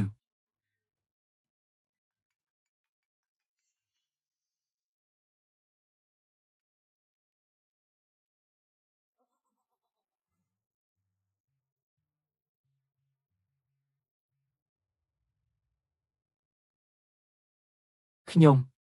សួស្ដីលោកចាងវាជាខ្ញុំដឹងលោកចាងអ្នកឥឡូវនេះតើអ្នកនៅរស់នៅជាមួយក្មួយស្រីរបស់អ្នកទេហេតុអ្វីបានជាអ្នកខ្វល់ពីរឿងទាំងនេះក្នុងនាមជាភរិយាក្នុងនាមអ្នកពិតណាស់ខ្ញុំខ្វល់ពីអ្នកសូមអរគុណចំពោះការព្រួយបារម្ភរបស់អ្នកមិនចាំបាច់ទេស្វាមីនេះខ្ញុំសោកសៅប៉ុណ្ណាគាត់បានផ្លាស់ចេញពិតជាបើអ្នកហៅខ្ញុំគ្រាន់តែដោយសារតែការសន្ទនាមិនពាក់ព័ន្ធទាំងនេះអ្នកអាចទូរស័ព្ទមកខ្ញុំដោយផ្ទាល់តើរឿងនេះអាចមិនពាក់ព័ន្ធដោយរបៀបណាជាការពិតណាស់មានរឿងមួយទៀតអ្នកឃើញហើយយើងបានចូលប្រឡូកក្នុងឆាកនយោបាយអស់មួយរយៈហើយវាមិនដូចនេះទេខ្ញុំមិនគិតថាវាសមរម្យទេតើអ្នកចង់លេងល្បិចអ្វីខ្លះម្ដងទៀតស្វាមីឲ្យតើអ្នកអាចនិយាយបែបនេះអំពីខ្ញុំដោយរបៀបណាអ្វីដែលខ្ញុំចង់មានន័យគឺទំនាក់ទំនងរបស់យើងតើអាចកែលម្អបន្តិចបន្តួចបានទេប្រាប់ខ្ញុំផងរបៀបកែលម្អឧទាហរណ៍តើយើងអាចរស់នៅជាមួយគ្នាសម្រាប់មួយផ្លេតលោកចាងស្វាមីសូមគិតអំពីវាមិនចាំបាច់គិតទេរឿងនេះវាមិនចាំបាច់ទេស្វាមីតើអ្នកពិតជាខូខើណាស់មែនទេខ្ញុំគ្រាន់តែចង់ឲ្យអ្នកគិតអំពីវាមិនអាចគេងលក់ពេលយប់បានទេដូច្នេះខ្ញុំចង់ផ្លាស់ទៅរស់នៅជាមួយអ្នកខ្ញុំមានសំណើតូចមួយបែបនេះតើអ្នកមិនអាចសន្យាជាមួយខ្ញុំបានទេយុនហ៊ូកុំមានចិត្តអត់ធ្មត់ពេកយល់ព្រមវាជាកំហុសរបស់ខ្ញុំមិនចេះឆ្អែតទេកុំខឹងអីជាមួយអ្នកមានបញ្ហាអ្វីជាមួយអ្នកបាទចាស់សោះខ្ញុំគ្រាន់តែចង់ឲ្យអ្នកគិតអំពីវាទទួលបានអារម្មណ៍នៃការចង់បានប៉ុន្តែខ្ញុំជឿថាខ្ញុំអាចយកឈ្នះបានខ្ញុំគ្រាន់តែខ្លាចយាយនោះថ្ងៃមួយស្រាប់តែចង់មករស់នៅជាមួយប្តីយើងណាស់យុនហ៊ូនេះជាអ្វីដែលអ្នកបាននិយាយតើអ្នកមកគំរាមកំហែងខ្ញុំនៅណាស្នេហាស្រឡាញ់មួយផ្លេតម្ដាយចាស់ស្រឡាញ់តំណែងមីងណាស់ ប្តីឲ្យមិនក៏ឯងនិយាយបែបនេះខ្ញុំស្រឡាញ់អ្នកខ្លាំងណាស់តើខ្ញុំអាចគំរាមកំហែងអ្នកដោយរបៀបណាមិនអាចទៅរួចមិនមានទេវាមិនឆាប់ទេអ្នកសម្រាកមុនខ្ញុំនឹងចូលគេងជាមួយនឹងការចង់បានរបស់អ្នកយេខ្ញុំត្រូវតែទៅជួបអ្នកនៅពេលដែលខ្ញុំមានពេលរងចាំប្តីឲ្យមានរឿងអ្វីយល់ព្រមមកទីនេះអ្វីស្វាមីខ្ញុំមិនមានសញ្ញាល្អនៅទីនេះទេអ្នកនិយាយវាម្ដងទៀតខ្ញុំយល់ស្របនឹងសំណើរបស់អ្នកយើងរស់នៅជាមួយគ្នាស្វាមីតើអ្នកអាចខ្លាំងជាងនេះបានទេមុនយប់ស្អែកបន្ទាប់ពីព្រឹត្តិការណ៍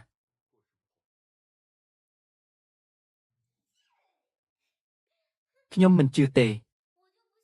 ខ្ញុំមិនអាចកាន់អ្នកបានទេ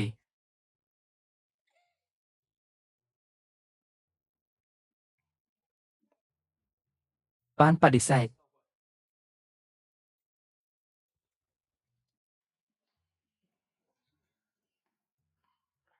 ស្វាមីឲ្យខ្ញុំមកហើយតើអ្នកសប្បាយចិត្តទេអ្នកណាប្រាប់អ្នកឲ្យមកឥឡូវនេះអ្នកណាប្រាប់អ្នកឲ្យមកឥឡូវនេះអ្នកមិនបាននិយាយថាអ្នកមិនអាចមកឥឡូវនេះទេខ្ញុំគិតថាខ្ញុំអាចផ្លាស់ទៅនៅថ្ងៃស្អែកបានរស់នៅជាមួយអ្នកខ្ញុំមិនអាចគេងលក់ទេដូច្នេះខ្ញុំក៏ប្រញាប់ប្រញ័រទៅស្វាមីអ្នកនឹងមិនខឹងនឹងខ្ញុំទេមែនទេចូលមកអរគុណហើយលោកប្តីអរគុណម្ដងទៀតលោកប្តី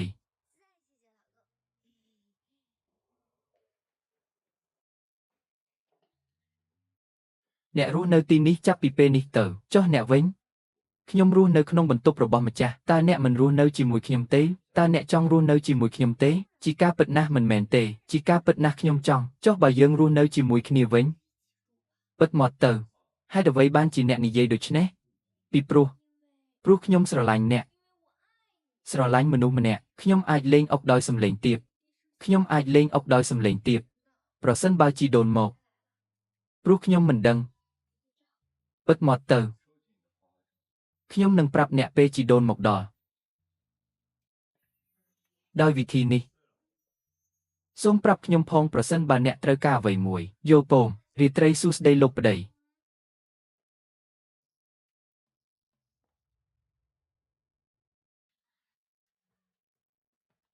អស្ចារ្យណាស់បងស្រីអ្នកនឹងរស់នៅជាមួយគ្នាឆាប់នេះតើវាមានប្រយោជន៍អ្វីអ្នកមិនដឹងទេគាត់ជាមនុស្សដែលគោរពពាក្យសម្ដីរបស់គាត់ខ្ញុំសង្ស័យតើគាត់មិនចូលចិត្តទេបងស្រីនេះជាចំណុចសំខាន់តើអ្នកកំពុងកាន់អ្វីយកគាត់ចុះដោយផ្ទាល់នោះមិនសូវល្អទេខ្ញុំមានអារម្មណ៍ថាខ្ញុំនឹងត្រូវគាត់បណ្តេញចេញអ្នកជាគូស្នេហ៍ស្របច្បាប់យល់ព្រមទេ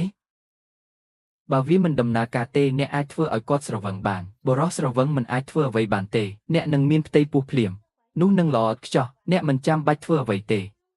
គ្រាន់តែអង្គុយក្នុងតំណែងមីង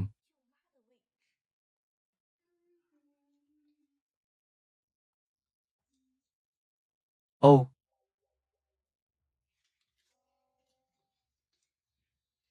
វាដូចជាផ្កាដូចជាត្បូងមរកតដូចជាផ្សែងវាស្អាតណាស់ទោះបីជាវាជាដាវក៏ដោយ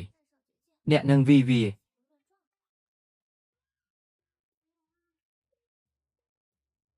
យឺតពេលហើយតើអ្នកកំពុងធ្វើអ្វីអូជាការពិតណាស់វាជាការអនុវត្តមួយរបៀបលបួងអ្នកខ្ញុំខ្ញុំបានទិញវាសម្រាប់ខ្លួនឯងអូខ្ញុំគ្រាន់តែឃើញកៅអីរបស់អ្នកស្វាមីអ្នកមានការរើសអើងចំពោះខ្ញុំអូការរើសអើងអ្វីម្ល៉េះអ្នកបានឃើញខ្ញុំតែនៅលើផ្ទៃប៉ុណ្ណោះប៉ុន្តែខ្ញុំមិនបានឃើញបេះដូងខ្ញុំទេស្នេហាដ៏ជ្រាលជ្រៅចំពោះអ្នកពេលអ្នកមានពេលរាប់បន្ថែមទៀតតើនោះមានន័យយ៉ាងណាមាត់ខ្ញុំមានក្លិនទៅហែទឹកតើគាត់បដិសេធថាខ្ញុំធាត់មែនទេទោះបីជាខ្ញុំគិតថាអ្នក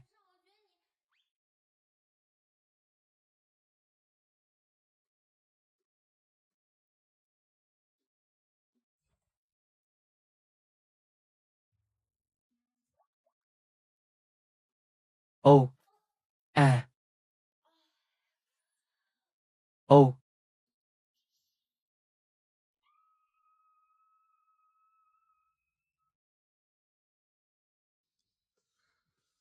កុំមើលសូមអភ័យទោសសូមអភ័យទោសសូមអភ័យទោសខ្ញុំមិនមានបំណងទេល្អអូយកវាទៅ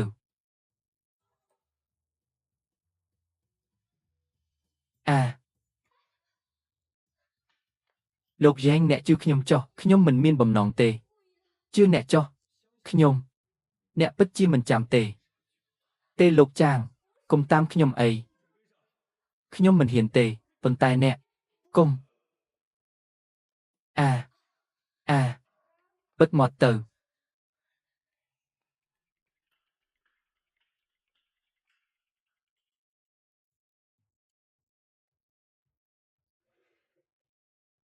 ស្វាមីអ្នកឡើងហើយខ្ញុំបានរៀបចំអាហារពេលព្រឹកញ៉ាំជាមួយគ្នាទាំងនេះសុទ្ធតែជាមិត្តភក្តិរបស់អ្នកល្អព្រោះខ្ញុំមិនដឹងថាអ្នកចូលចិត្តញ៉ាំអ្វីទេគ្រាន់តែញ៉ាំជាមួយគ្នាល្អអង្គុយចុះនោះអ្វីដែលបានកើតឡើងកាលពីយប់មិញកុំនិយាយវាទៀតអី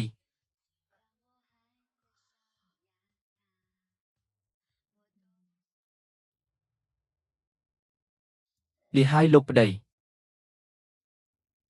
បាក់បអូប្រហែលជាគាត់ខឹងខ្លាំងណាស់ហើយទេខ្ញុំត្រូវតែធ្វើអ្វីមួយ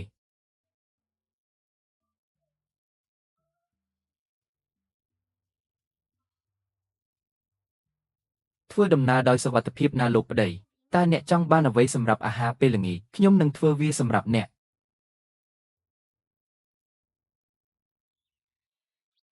ដូច្នេះតើអ្នកទាំងពីរសុខសប្បាយជាទេឥឡូវនេះកុំនិយាយពីវាអីខ្ញុំនៅតែព្យាយាមរកវិធីមួយចាំមើលថាគាត់អាចកម្ចាត់វាបានដោយរបៀបណាអ្នកហត់នឿយពេកហើយ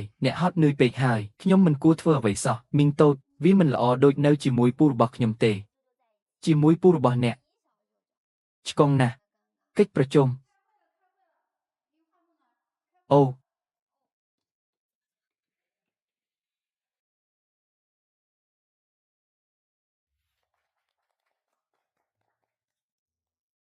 សរុបមកការតាំងពិព័រណ៍សិល្បៈលើកនេះក្រុមហ៊ុនមានសារៈសំខាន់ខ្លាំងណាស់និយាយអ្វីអ្នកត្រូវតែសាកល្បងវាក្តៅ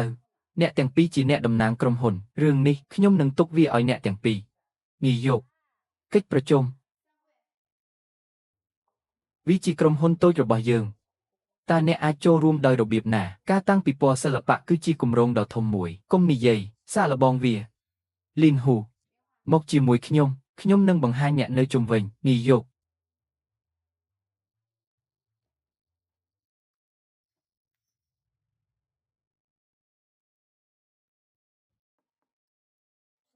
តើមានអ្វីទេមកចុះខ្ញុំសូមណែនាំអ្នកឲ្យស្គាល់លោកកូវាជាអ្នកកញ្ញាលីនយើងជួបគ្នាម្ដងទៀតដូច្នេះអ្នកស្គាល់គ្នាអស្ចារ្យណាស់ងាយយកនេះជាសូមឲ្យខ្ញុំពន្យល់ខ្ញុំចង់តុបតែងផ្ទះរបស់ខ្ញុំជាយូរមកហើយខ្ញុំបានឃើញការរចនារបស់អ្នកដោយចៃដន្យវាស្របនឹងស្ទីលរបស់ខ្ញុំខ្លាំងណាស់ដូច្នេះខ្ញុំបានមកទីនេះលើកនេះខ្ញុំចង់សួរអ្នកស្រីលីនធ្វើការរចនាខ្លះសម្រាប់ខ្ញុំមិនដឹងថាអ្នកចាប់អារម្មណ៍ឬអត់ទេនេះបាត់ចាស់សពិតណាស់គាត់ជាអតីតអ្នកចាត់ការក្រុមដេយ៉ូដាក់លុយរបស់គាត់លើវាល្អសម្រាប់ក្រុមហ៊ុនរបស់យើងខ្ញុំមិនខ្វល់ថាទំនាក់ទំនងរបស់អ្នកជាអ្វីទេលើកនេះរឿងនេះអ្នកត្រូវតែធ្វើវាសម្រាប់ខ្ញុំដោយសារលោកកាទុកចិត្តខ្ញុំខ្លាំងម្ល៉េះបន្ទាប់មកខ្ញុំចង់មិនអីទេក្នុងករណីនោះកញ្ញាលីនតើអ្នកមានពេលនៅពេលណាអ្នកអាចតាក់ទងមកខ្ញុំនៅពេលណាក៏បានយល់ព្រមលោកកូល្អកិច្ចសហប្រតិបត្តិការដ៏រីករាយកញ្ញាលីនរីករាយក្នុងកិច្ចសហប្រតិបត្តិការលោកកា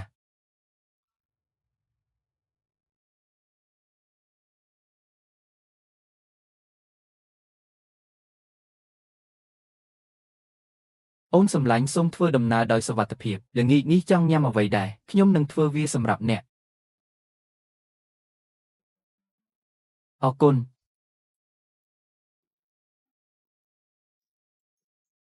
លោកយ៉ែនតើអ្នកកំពុងធ្វើអ្វីចេញពីឡានប៉ុន្តែលោកយ៉ែន អ្នកនៅមានកិច្ចប្រជុំពីរទៀតកិច្ចប្រជុំទាំងពីរនេះគឺជាបញ្ហាសំខាន់បន្ទាប់របស់ក្រុមហ៊ុនតើអ្នកមិនបាននិយាយអ្វីដែលខ្ញុំនិយាយទេសមាជិកថយក្រោយបាត់ចាស់សោះ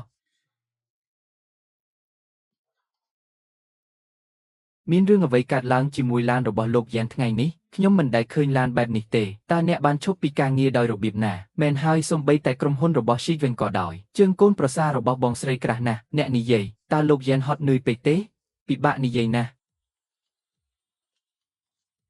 ពួកឲ្យហេតុអ្វីបានជាអ្នកនៅទីនេះតើអ្នកមកទទួលខ្ញុំពីការងារមែនទេគ្រាន់តែអ្នកមែនហើយឬអ្នកណាផ្សេងទៀតមិត្តរបស់អ្នកវាមិនមែនថាខ្ញុំមិនខ្វល់ទេអ្នកនិយាយថាហ៊ូគាត់ហាក់ដូចជារវល់ថ្ងៃនេះត្រឡប់ទៅមុនគេដោយវិធីនេះពូក្រុមហ៊ុនយើងខ្ញុំនឹងចូលរួមការដេញថ្លៃសារមន្ទីរសិល្បៈយេងកុំអីលោកពូគម្រោងនេះស្ថិតនៅក្រោមក្រុមហ៊ុនរបស់អ្នកគ្រាន់តែគិតអំពីវាខ្ញុំមិនអីទេខ្ញុំដឹងថាអ្នកសំរុំមិនអីទេទុកឲ្យខ្ញុំទៅអនុញ្ញាតឲ្យខ្ញុំឡើងពូបាក់បគួរឲ្យអស់សំណើចណាស់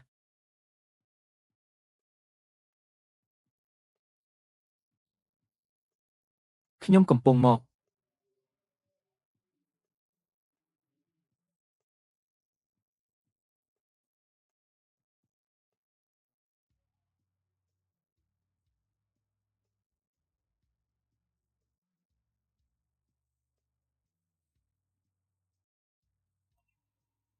ក្តៅណាស់កំពុងភ្លៀងធ្លាក់អ្វីទៅនឹងគ្មានកន្លែងទិញឆាក់ទេអ្នកមិនអាចវាបានទេខ្ញុំគិតថាក្រុមពន្លត់អគ្គិភ័យហៀបនឹងចេញពីធ្វើការហើយភ្លេចវាចោលទៅវាគ្មានប្រយោជន៍ទេចូលយើងត្រឡប់ទៅវិញ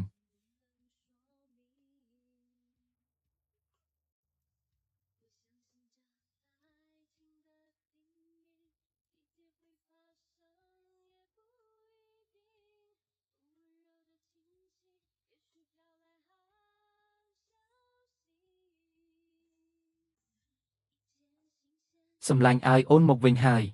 ខ្ញុំទើបតែរៀបចំអាហាររួចអ្នកសាកមើលសិន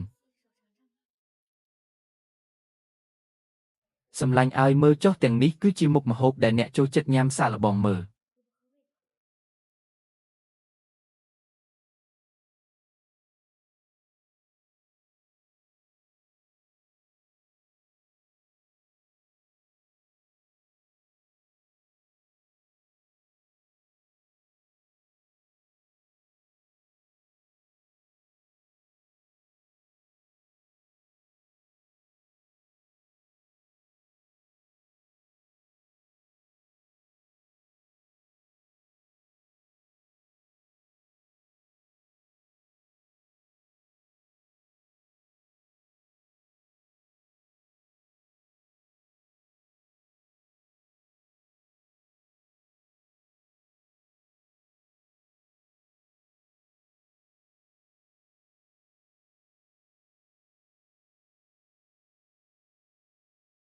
សម្លាញ់ឲ្យកុំខ្លាចអីអូនមានរឿងអ្វី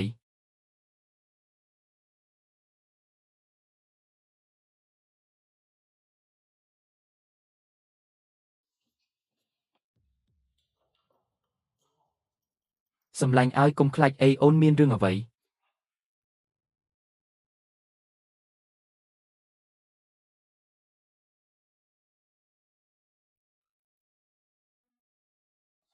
អ្នកភ្ញាក់ហើយតើមានអ្វីផ្សេងទៀតដែលអ្នកមិនចង់និយាយទេសម្លាញ់ឲ្យតើអ្នកបារម្ភពីខ្ញុំទេខ្ញុំនឹងទៅជួបគ្រូពេទ្យមិនចាំបាច់ទេខ្ញុំពេញចិត្តអ្នកខ្លាំងណាស់ជាមួយខ្ញុំ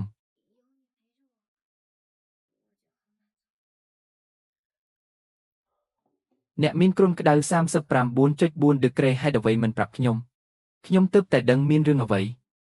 តើអ្នកខឹងទេរូបកាយជារបស់អ្នកតើមានអ្វីត្រូវខឹងមើលខ្ញុំដឹងថាអ្នកខឹងមិនអីទេខ្ញុំនឹងប្រយ័ត្ននៅពេលអនាគតកុំខឹងអីមិនអីទេបន្ទាប់មកប្រាប់ខ្ញុំប្រសិនបើអ្នកមានអ្វីដែលត្រូវធ្វើនៅពេលអនាគតអ្នកនិយាយអញ្ចឹងខ្ញុំមានអ្វីមួយ តើអ្នកចង់ចូលរួមក្នុងការដេញថ្លៃរបស់សមាគមសិល្បៈយេនឈូដែរឬទេតើអ្នកដឹងដោយរបៀបណាសម្លាញ់ថ្ងៃនេះអ្នកចិត្តណាចំអិនម្ហូបឲ្យខ្ញុំហើយគួរឲ្យអាណិតណាស់ដែលធ្វើឲ្យខ្លួនឯងឈឺគ្រាន់តែធ្វើបែបនេះតើអ្នកអាចគិតដូច្នេះដោយរបៀបណាទោះបីជាខ្ញុំពិតជាចង់ឲ្យអ្នកជួយខ្ញុំក្នុងរឿងនេះក៏ដោយប៉ុន្តែបេះដូងខ្ញុំចំពោះអ្នកអាចមើលឃើញចាប់ផ្ដើមម្ដងទៀតខ្ញុំគិតថាអ្នកជាមនុស្សល្អសម្លាញ់ឲ្យខ្ញុំខុសហើយបើអ្នកមិនចង់ជួយខ្ញុំជាមួយរឿងនេះទេក្នុងករណីអាក្រក់បំផុតខ្ញុំនឹងរកវិធីដោះស្រាយដោយខ្លួនឯងលែងទៅខ្ញុំមិនធ្វើទេលុះត្រាតែអ្នកមិនខឹងខ្ញុំតូចចិត្តម្លេះអ្នកទើបតែដឹង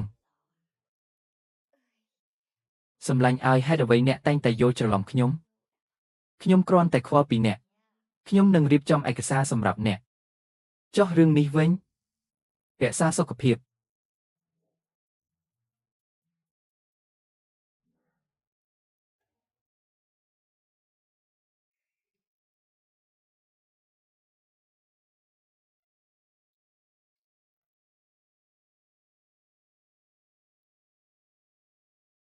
លោកសាន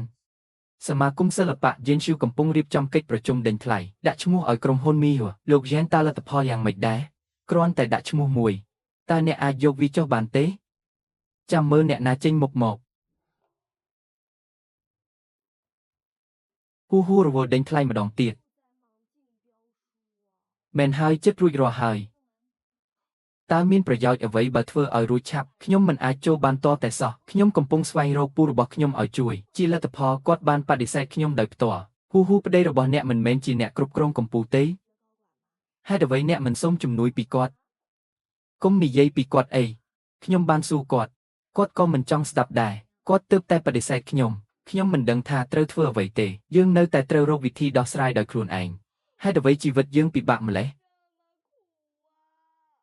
លីនហ៊ូមុនអ្នកទាំងពីរមើលទៅល្អខ្ញុំដឹងថាវាត្រឹមត្រូវក្នុងការផ្ដល់ឲ្យអ្នកនៅកិច្ចការដ៏លំបាកនេះនាយកតើអ្នកចង់មានន័យយ៉ាងណា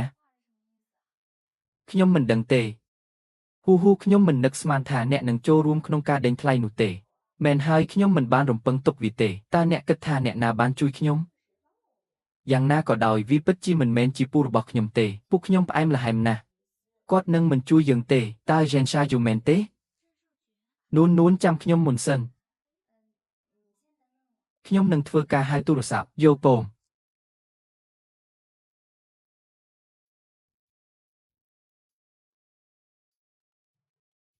ស្វាមីឲ្យអ្នកមែនទេ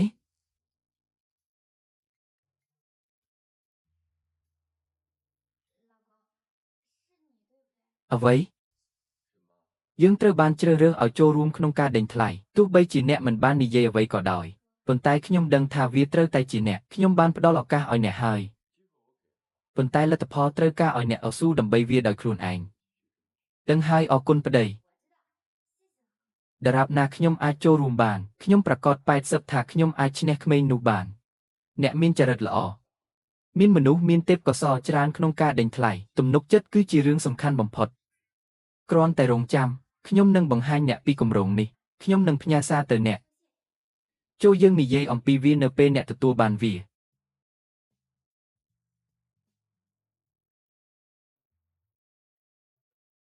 កញ្ញាលីនចៃដន្យឲ្យអ្វីម្លេះខ្ញុំមិននឹកស្មានថាយើងនឹងត្រូវបានជ្រើសរើសដោយយេងយ៉ែនផងទេវាជារឿងធម្មតាយ៉ាងណាមិញយើងទាំងអស់គ្នាសុទ្ធតែជាអ្នករចនាអ្នកស្រីលីនដើម្បីជាប្រយោជន៍ដល់ឈីងយ៉ាងខ្ញុំណែនាំអ្នកឲ្យលះបង់លើកនេះពូរបស់អ្នកបានជួយខ្ញុំគាត់មិនអាចប្រកួតប្រជែងជាមួយខ្ញុំបានទេយ៉ែនឆាយូអ្នកគឺជាក្មួយស្រីរបស់គាត់ខ្ញុំជាប្រពន្ធរបស់គាត់បន្ទាប់មកខ្ញុំនឹងរងចាំមើល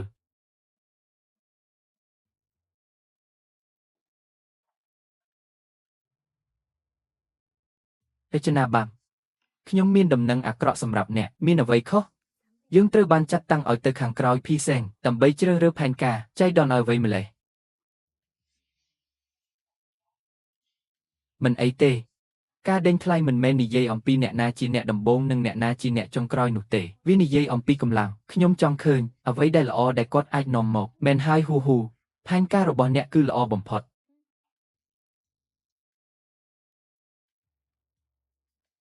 អ្នកស្នាក់នៅទីនេះខ្ញុំនឹងទៅយកឡានយកព្រមតោះទៅបន្ទាប់មកសូមស្វាគមន៍តំណាងរបស់ភីលោកស្រីភីខេង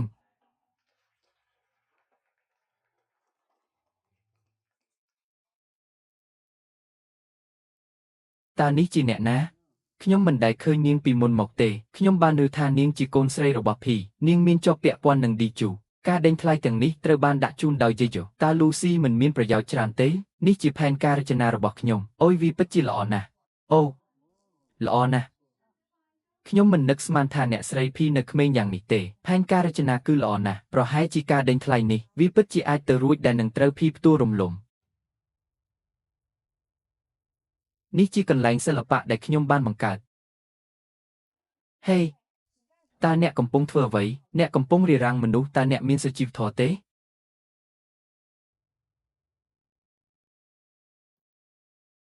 នេះជាកន្លែងសិល្បៈដែលខ្ញុំបានបង្កើតនេះគឺជារឿងអាថ៌កំបាំងនិងមិនស្គាល់វិស័យសិល្បៈថ្មីអ្នកស្រីពៃគឺជាអ្នករចនាម៉ូដវ័យក្មេងម្នាក់នាងពិតជាមានសមត្ថភាពណាស់វាពិតជាល្អណាស់នាងមានបទពិសោធន៍ច្រើននាងមានទេពកោសល្យខ្លាំងណាស់អនាគតរបស់នាងមិនអាចទីទុកជាមុនបានបន្ទាប់តើអ្នកនឹងនិយាយអំពីបច្ចេកវិទ្យានាពេលអនាគតការធ្វើគំរូ 5D ការប្រើប្រាស់ថាមពលបច្ចេកវិទ្យាថ្មីជាដើមអ្នកស្រីនាងតើអ្នកដឹងផែនការរចនារបស់ខ្ញុំដោយរបៀបណាពីព្រោះនេះជាការរចនារបស់ខ្ញុំមានរឿងអ្វីកើតឡើងបេឈីង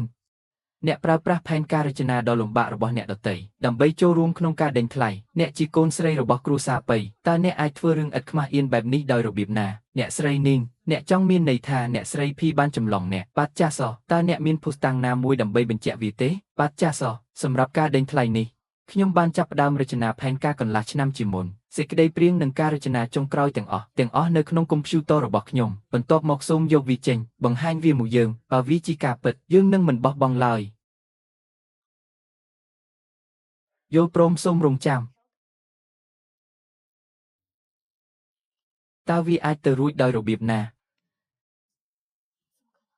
អេវ៉ាន់ខ្ញុំនៅឯណាអ្នកស្រីនាងតើភស្តុតាងរបស់អ្នកនៅឯណាហេតុអ្វីបានជាអ្នកមិនយកវាចេញចាំបន្តិចសិនមិនអាចទៅរួចវាទាំងអស់នៅក្នុងកុំព្យូទ័ររបស់ខ្ញុំតើវាអាចទៅរួចដោយរបៀបណាអ្នកស្រីនាងប្រសិនបើអ្នកមិនអាចទទួលបានភស្តុតាងយើងនឹងអញ្ជើញអ្នកចេញទៅក្រៅក្នុងនាមចង់រំខានកិច្ចប្រជុំរងចាំមួយភ្លែតខ្ញុំនឹងរកវាឃើញអ្នកស្រីនាងអ្នកមិនចាំបាច់ទេអ្នកស្រីនាងដើម្បីជាប្រយោជន៍ដល់ខេងញ៉ាំងខ្ញុំណែនាំអ្នកឲ្យទុកវាចោលឲ្យបានឆាប់តាមដែលអាចធ្វើទៅបានលើកនេះពួកខ្ញុំបានជួយខ្ញុំអ្នកមិនអាចប្រកួតប្រជែងជាមួយខ្ញុំបានទេខ្ញុំវាជាខ្ញុំអ្នកបានសុំឲ្យនរណាម្នាក់លុបកុំព្យូទ័ររបស់ខ្ញុំអ្នកស្រីនាងកុំនិយាយរឿងមិនសមហេតុផលខ្ញុំដឹង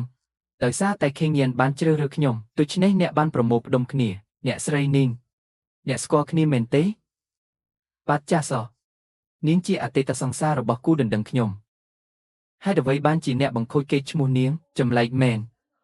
នាងជាអតីតសង្សារតាមផ្លូវគ្មានឆ្ងល់ទេខ្ញុំគិតថានាងនៅទីនេះដើម្បីបង្កើតបញ្ហាតើកិច្ចប្រជុំនឹងធ្វើឡើងនៅថ្ងៃនេះទេអ្នកស្រីនាងអ្នកធ្លាប់ធ្វើឲ្យខ្ញុំខ្មាស់អៀនប៉ុន្តែថ្ងៃនេះជាឱកាសដ៏សំខាន់មួយអ្នកបានបង្ខូចកេរ្តិ៍ឈ្មោះខ្ញុំហើយលួចចម្លងស្នាដៃរបស់អ្នកតើអ្នកដឹងទេថានេះជាបទឧក្រិដ្ឋធំប៉ុណ្ណាសម្រាប់អ្នករចនាតើនាងអាចធ្វើបែបនេះបានដោយរបៀបណានាងជាអតីតសង្សារតាមផ្លូវបោះនាងចេញមែនហើយបណ្ដេញនាងចេញបោះនាងចេញទេវាមិនដូច្នោះទេអ្នកត្រូវបានបោកបញ្ឆោតដោយនាង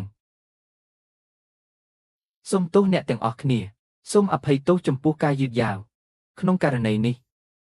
បន្ទាប់មកខ្ញុំនឹងបណ្ដេញការដេញថ្លៃដោយផ្ទាល់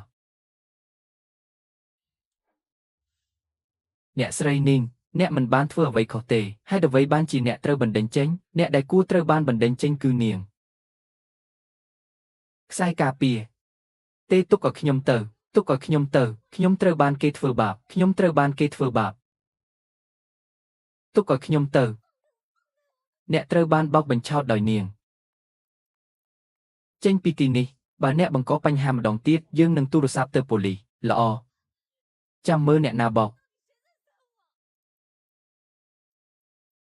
ហេតុអ្វីបានជាអ្នកធ្វើបែបនេះ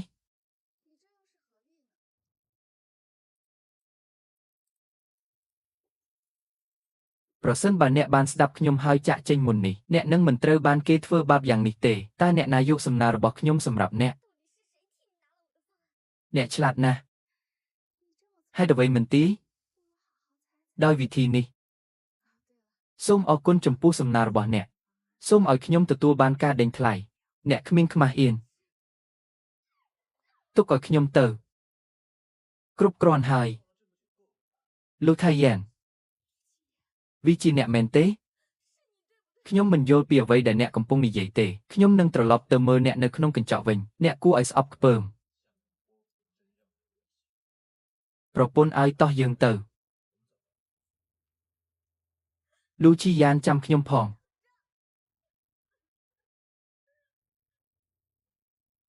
ហ៊ូមានរឿងអ្វីកើតឡើងស្វាមីអ្វីត្រូវបានបំផ្លាញ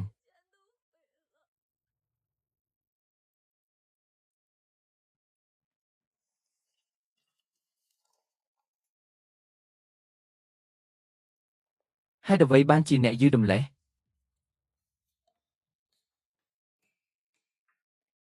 ហេតុអ្វីបានជាអ្នកបែបនេះលោកជេនឆាវយ៉នខ្ញុំដូចនេះវាទាំងអស់គឺដោយសារតែអ្នកតើអ្នកកំពុងនិយាយអំពីអ្វីគ្រប់គ្រាន់ហើយហេតុអ្វីបានជាអ្នកធ្វើពុតតើអ្នកហត់នឿយទេយន្តហួរខ្ញុំអាចទ្រាំធ្វើជាទាសករបានប៉ុន្តែនេះមិនមែនជាលេសរបស់អ្នកទេវាជាកំហុសរបស់ខ្ញុំមិនគួរអង្វរអ្នកឲ្យលែងខ្ញុំទេខ្ញុំមិនគួរអនុញ្ញាតឲ្យសំណើរបស់ខ្ញុំត្រូវបានគេលួចនោះទេខ្ញុំមិនគួរឲ្យអ្នកដទៃឃើញខ្ញុំធ្វើឲ្យខ្លួនឯងអាម៉ាស់មុខនោះទេខ្ញុំគួរតែបានដឹងប៉ុន្តែឥឡូវនេះតើអ្នកពេញចិត្តទេ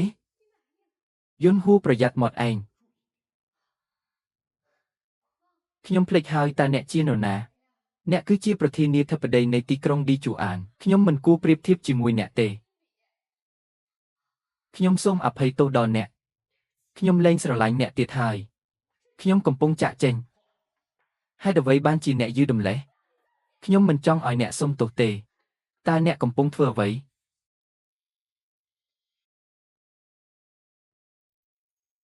និយាយវាទៅដល់វេនអ្នកហើយទេខ្ញុំមិនមានមប៉ីទេអ្នកពិតជាអាក្រក់ណាស់ផឹកវា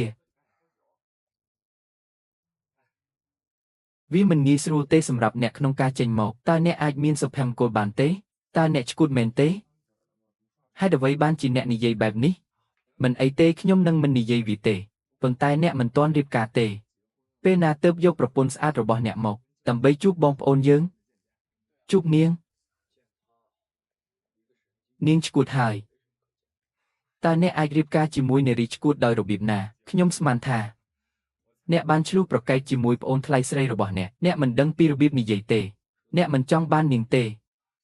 មិនអីទេខ្ញុំនឹងមិននិយាយវាទេតោះផឹក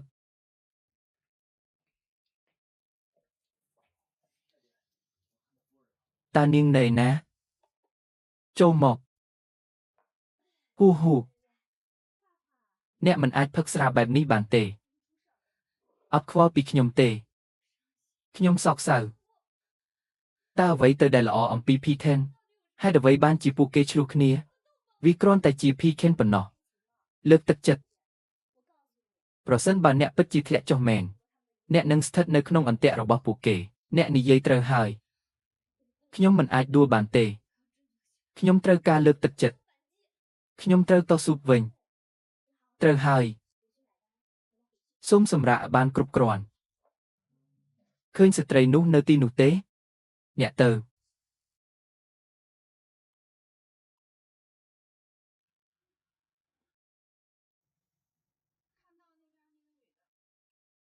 តើនាងនៅណា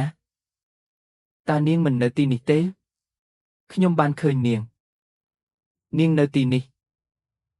តើនាងនៅណាតើនាងនៅណាតើនាងនៅណាតើនាងនៅណាខ្ញុំនឹងទៅរកនាងបងប្រុសកុំខឹងអីវាមិនចាំបាច់ទេប្រហែលជានាងបានត្រឡប់ទៅមុនហើយចូលយើងទៅរកនាងលោកយ៉េងដំណឹងអាក្រក់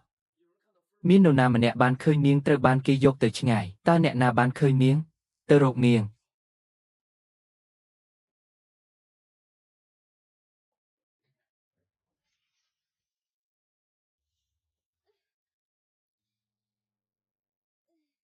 កុំបារម្ភអី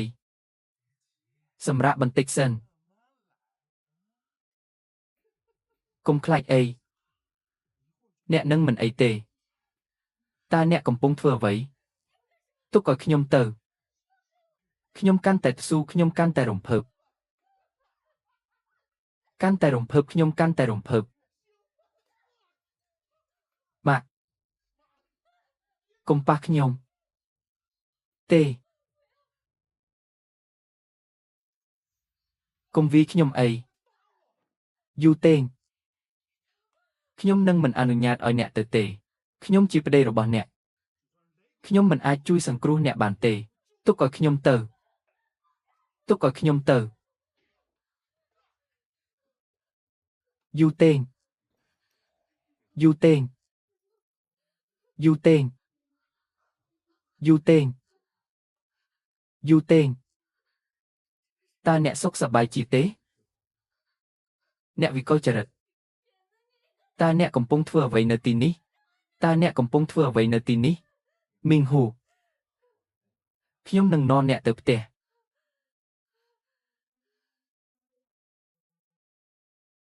លោកយ៉ាងតើយើងគួរធ្វើអ្វីជាមួយនាងយកនាងទៅឆ្ងាយថែរក្សានាងឲ្យបានល្អលោកចាងលោកចាងលោកចាងលោកចាង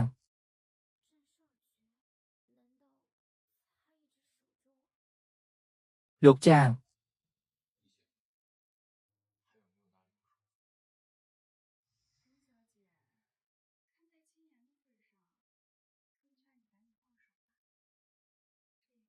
លោកចាង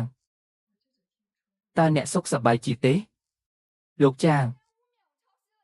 តើអ្នកដឹងទេថានេះជាបទឧក្រិដ្ឋធំប៉ុណ្ណាសម្រាប់អ្នករចនា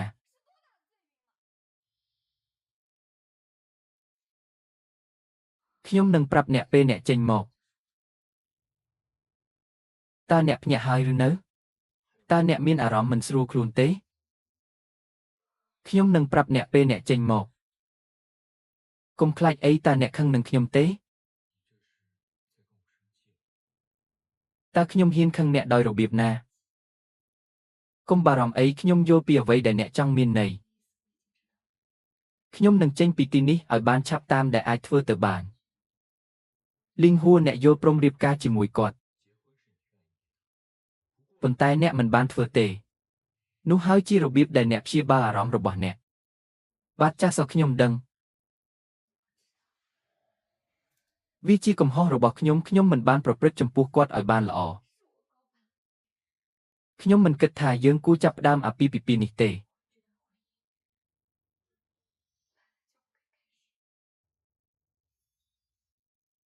ចេញទៅលីងហួរចេញទៅចេញទៅចេញទៅចេញទៅលីងហួរ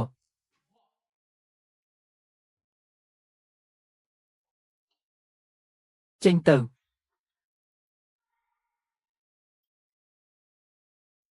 ជំនួយការឆេនតាការស៊ើបអង្កេតដំណើរការទៅយ៉ាងដូចម្ដេចលោកចានអ្នកដែលធ្វើបាបអ្នកស្រីលីងហួរគឺជាចារកម្មបញ្ជូនគាត់ចូលសូមឲ្យនរណាម្នាក់បង្រៀនគាត់នៅមេរៀនមួយគ្មានអ្នកណាហ៊ានមកញ៉ៃញ៉ៃជាមួយប្រជាជនខ្ញុំទេបាទចាស់សោះហើយមាននរណាម្នាក់បានបណ្ដេញអ្នកស្រីលីងហួរចេញពីសន្និបាតខ្ញុំបានដឹងថាអតីតមិត្តប្រុសរបស់នាងបានទម្លាយការរចនារបស់នាងនោះហើយជាមូលហេតុដែលរឿងនេះបានកើតឡើងអតីតមិត្តប្រុសបាទចាស់សោះបញ្ចប់កិច្ចសន្យាទាំងអស់ជាមួយក្រុមហ៊ុន Lost Group ជាបន្ទាន់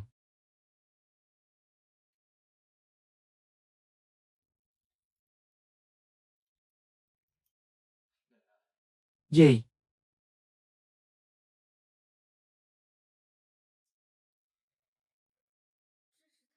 នេះជាលើកដំបូងហើយដែលគាត់ស្លៀកអាវផាយម៉ាដែលខ្ញុំបានទិញឲ្យគាត់ដាក់វានៅទីនេះហេតុអ្វីបានជាអ្នកស្ងាត់ម្ល៉េះខ្ញុំមិនចង់និយាយជាមួយអ្នកទេអ្វីតើអ្នកនៅតែចង់ចាក់ចេញមែនទេខ្ញុំដឹងថាអ្នកកំពុងប្រញាប់ប៉ុន្តែកុំបារម្ភអីខ្ញុំនឹងចាក់ចេញបន្ទាប់ពីខ្ញុំញ៉ាំរួច Hai đứa vây ban chỉ nẹ sầm lưng một nhóm. Bạc thìa. Nẹ mình tơ đời khuôn anh tế. Quát ban tờ hài. Thìa trơ ban chạ sỏ. Vì asrai lờ nẹ. Nhóm hiếp nâng tiên nẹ chênh. Ê lờ ní nhóm ban sầm rạch chất chạ chênh hài. Ta nẹ nạc khoa bì nẹ.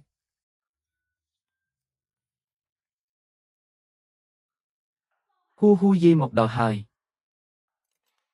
Dê.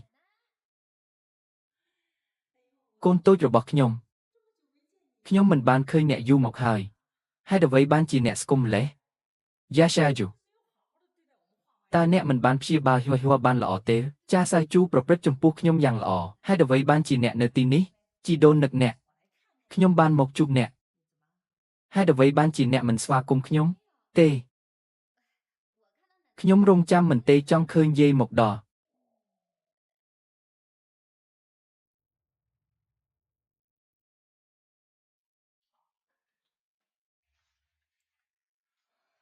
យាយមកដោយរបៀបណា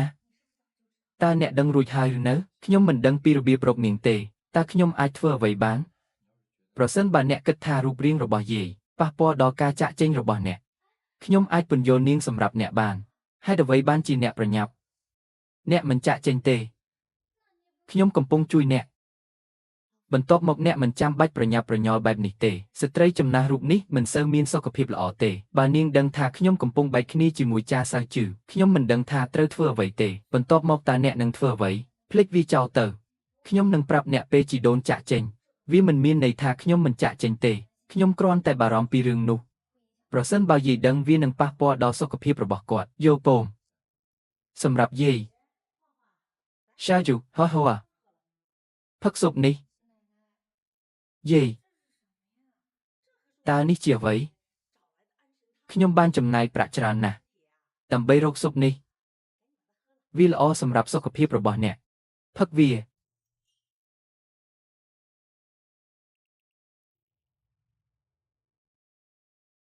យល់ពងវាកំពុងតែយឺតពេលហើយ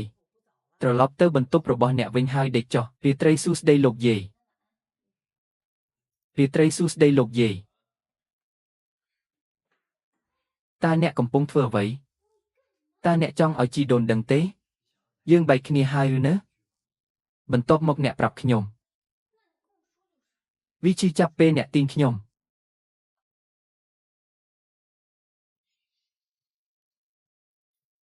តើអ្នកកំពុងធ្វើអ្វីតើអ្នកកំពុងធ្វើអ្វី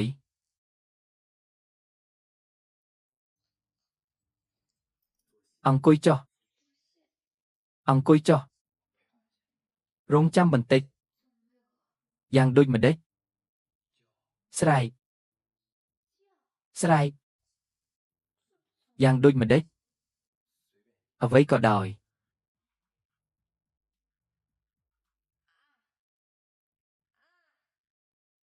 ស្រែក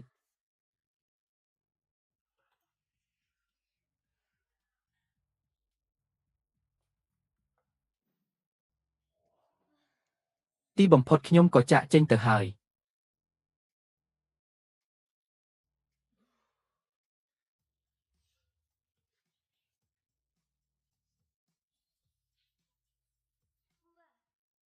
តើអ្នកកំពុងធ្វើអ្វីងូតទឹករួចចូលគេងយល់ពង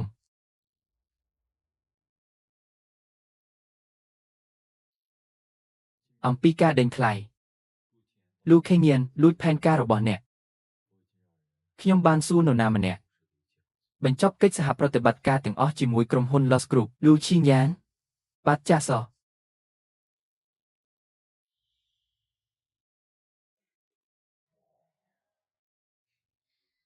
កុំធ្វើវាឥឡូវនេះ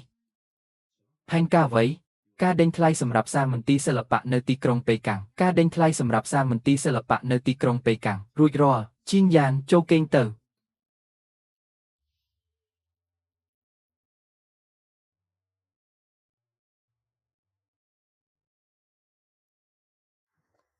វាជាគាត់ខ្ញុំគួរតែបានដឹងវាបុរសរបស់អ្នកបានចូលទៅទឹកឃ្មុំ សូមអភ័យទោសខ្ញុំខឹងខ្លាំងពេកខ្ញុំមិនបានគិតវាចប់ទេតើអ្នកមិនខឹងទេតើអ្នកនៅតែចាក់ចេញមែនទេ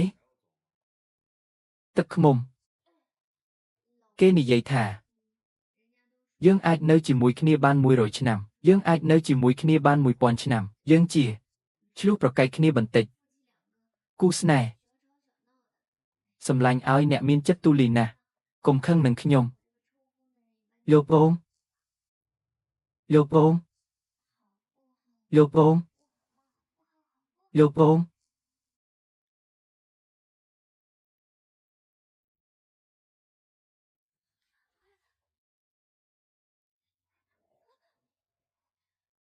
តើអ្នកយកខ្ញុំទៅធ្វើអ្វី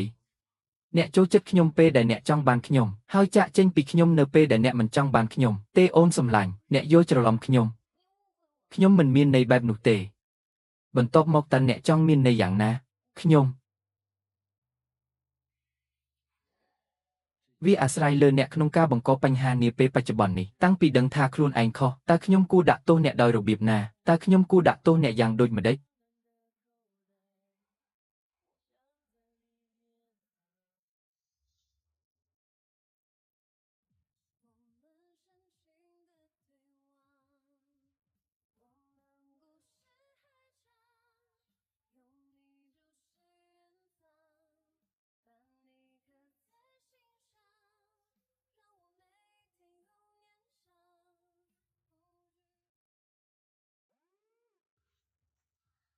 ទឹកឃ្មុំ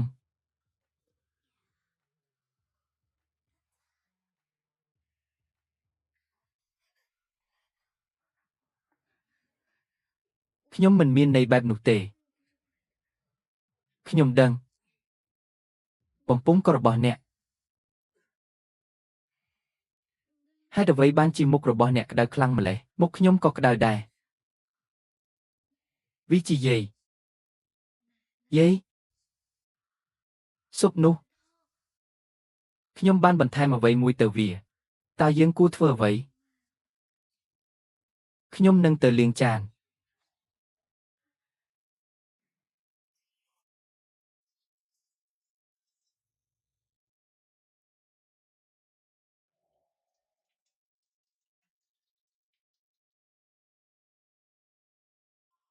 ហ៊ូនមកទីនេះ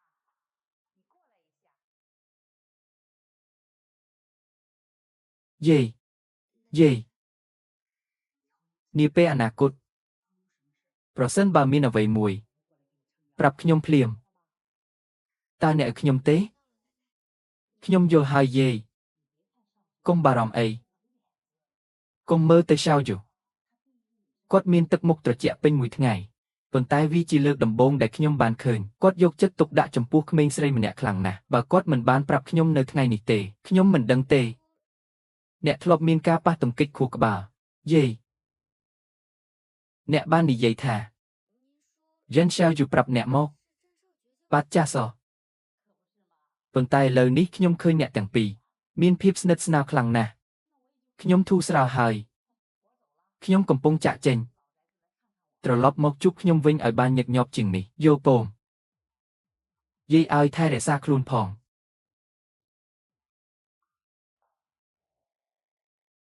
តើអ្នកកំពុងធ្វើអ្វីខ្ញុំនឹងទៅធ្វើការខ្ញុំនឹងទៅជួបអ្នកវិញប្តីខ្ញុំធ្វើការយ៉ាងលំបាកតើខ្ញុំអាចឲ្យគាត់មើលងាយខ្ញុំដោយរបៀបណាខ្ញុំបានហៅតាក់ស៊ីហើយខ្ញុំកំពុងចាក់ចេញលោកកូនេះជាសេចក្តីព្រាងរចនាដែលខ្ញុំបានធ្វើសម្រាប់អ្នកអាចមើលជាមុនសិនបើមានចំណុចណាមួយដែលអ្នកមិនពេញចិត្តសូមអ្នកអាចប្រាប់ខ្ញុំនៅពេលណាក៏បានខ្ញុំនឹងកែប្រែវាមិនអាក្រក់ទេកញ្ញាយុនខ្ញុំចូលចិត្តការរចនានេះវាមើលទៅល្អឥឡូវនេះបន្ទាប់មកមិនចាំបាច់កែប្រែវាទេខ្ញុំពេញចិត្តហើយយល់ព្រមលោកកូខ្ញុំនឹងប្រគល់វាទៅឲ្យក្រុមហ៊ុនឲ្យបានឆាប់តាមដែលអាចធ្វើទៅបានសម្រាប់ដំណើរការតាមដានមិនអីទេខ្ញុំធូរចិត្តដែលទុកវាឲ្យអ្នកកញ្ញាយុនតើយើងអាចនិយាយអំពីរឿងឯកជនបន្ទាប់ពីធ្វើការបានទេនេះជារឿង ខ្ញុំនឹងទៅចូលរួមពិធីមង្គលការមួយក្នុងរយៈពេល2 3ថ្ងៃទៀតប៉ុន្តែខ្ញុំនៅតែត្រូវការដៃគូស្រីម្នាក់ខ្ញុំមិនដឹងថាតើអ្នកនាងយ៉នខ្ញុំរវល់សូមអភ័យទោសលោកគូខ្ញុំធ្លាប់ប្រាប់អ្នករួចហើយថាខ្ញុំមានមនុស្សដែលខ្ញុំចូលចិត្តនេះមិនមែនជាការបដិសេធទេលោកគូគឺជាបុរសកំប្លែងម្នាក់ប៉ុន្តែយោពងវាហាក់ដូចជាយើងគ្មានវាសនាតតែសោះប្រសិនបើអ្នកគិតទំនាក់ទំនងផ្ទាល់ខ្លួនរបស់យើងនឹងប៉ះពាល់ដល់ការងាររបស់យើងខ្ញុំនឹងដាក់ពាក្យទៅក្រុមហ៊ុនដើម្បីជំនួសអ្នកដែលទទួលខុសត្រូវមិនចាំបាច់ទេអ្នកស្រីគូតើអ្នកគិតយ៉ាងណាដែរខ្ញុំជាមនុស្សស្ងប់ស្ងាត់មែនទេជាការពិតណាស់មិនមែនទេ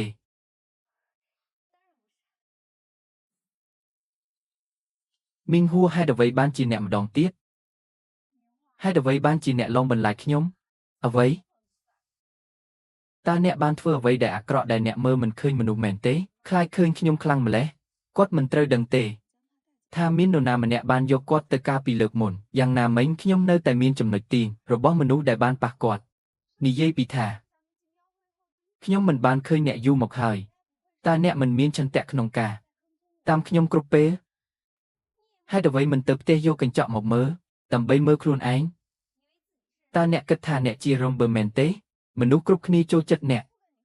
មិនអីទេខ្ញុំនឹងមិននិយាយជាមួយអ្នកទៀតទេពិធីមង្គលការរបស់ខ្ញុំជាមួយខេងយ៉ាននឹងមកដល់ឆាប់នេះខ្ញុំសង្ឃឹមថាអ្នកនៅតែអាចពិតមាត់ហេតុអ្វីបានជាភីខេងនៅទីនេះ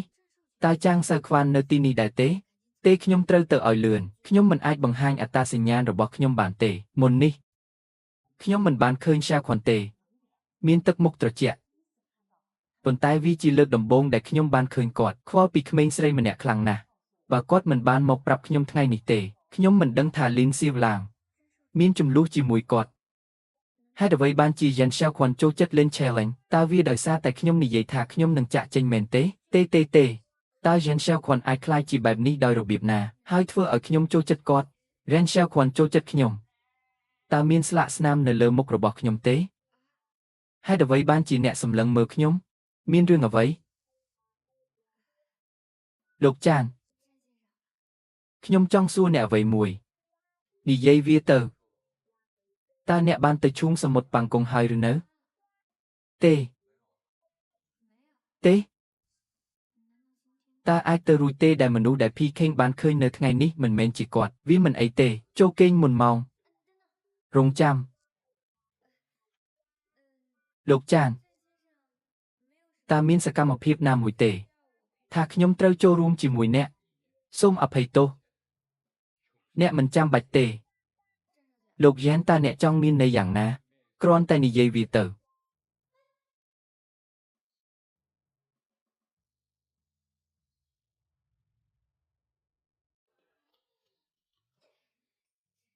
រ៉ានឆាគួនចេញពីផ្លូវខ្ញុំ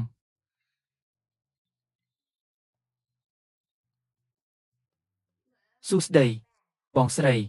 គឺជាពិធីមង្គលការរបស់គូស្នេហ៍របស់លូប៊ូឈីងគឺចាណាននឹងចាប់ផ្ដើមឆាប់នេះទេមានរឿងអ្វីកើតឡើងចំពោះអ្នកតើអ្នកបានផ្ញើទីតាំងម្ដាយរបស់ឆេវយូមកខ្ញុំហើយឬនៅតាមដែលខ្ញុំអាចមើលឃើញវាពិបាកបន្តិចតើអ្នកចង់មានន័យយ៉ាងណាខ្ញុំមិនមានបំណងនាំខ្ញុំទៅពិធីមង្គលការទេអ្វីនេះចាណានតើអ្នកមានប្រយោជន៍អ្វីក្នុងការរៀបការជាមួយគាត់អ្នកនិយាយវាអ្នកមិនជឿខ្ញុំទៅខ្ញុំមិនចង់ទៅពិធីមង្គលការទេគាត់ជាពូបើគេមិនទៅទេគាត់នឹងមិននាំខ្ញុំទៅទីនោះទេបន្ទាប់មកខ្ញុំនឹងមិនទៅទីនោះទេដោយខ្លួនឯងខ្ញុំនឹងទៅជាមួយពួកគេល្អណាស់កូនតាមវិធីនេះបើបរិសនោះមិនទៅជាមួយអ្នកទេប្អូនស្រីនឹងទៅជាមួយអ្នកដើម្បីប្រយុទ្ធដល់ទីបញ្ចប់លុះដល់ពេលកំណត់ចូលយើងទៅសមរភូមិជាមួយគ្នាយោពងជួបគ្នានៅឯពិធីមង្គលការតើអ្នកត្រៀមខ្លួនហើយឬនៅទៅរងចាំខ្ញុំនៅទីនេះយូរហើយខ្ញុំនឹងចូលទៅឥឡូវហើយ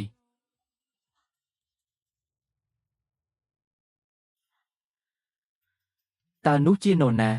តើអ្នកណាទៀតស្វាមីរបស់អ្នកបាត់ចាស់សោះតើគាត់នឹងមកយកអ្នកនៅពេលក្រោយទេតើវាអាចទៅរួចដោយរបៀបណានេះជាគោលការណ៍ដែលអ្នកណាមកមុនបានមុនចូលយើងចូលទៅមុនតោះទៅ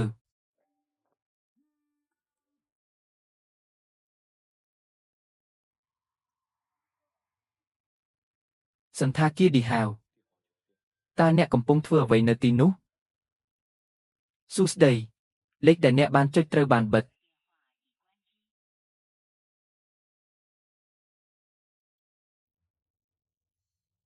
ងាកមកទៅសន្តាគារឌីហាវសន្តាគារឌីហាវលោកចានតើអ្នកនឹងចូលរួមទេពិធីមង្គលការរបស់ក្មួយស្រីរបស់លោកកែឆៃយ៉ាងក្មួយស្រីរបស់គាត់តើកំពុងរៀបការនៅឌីហាវមែនទេបាទចាសោះទៅមើលនាងជាមុនសិនបាទចាសោះ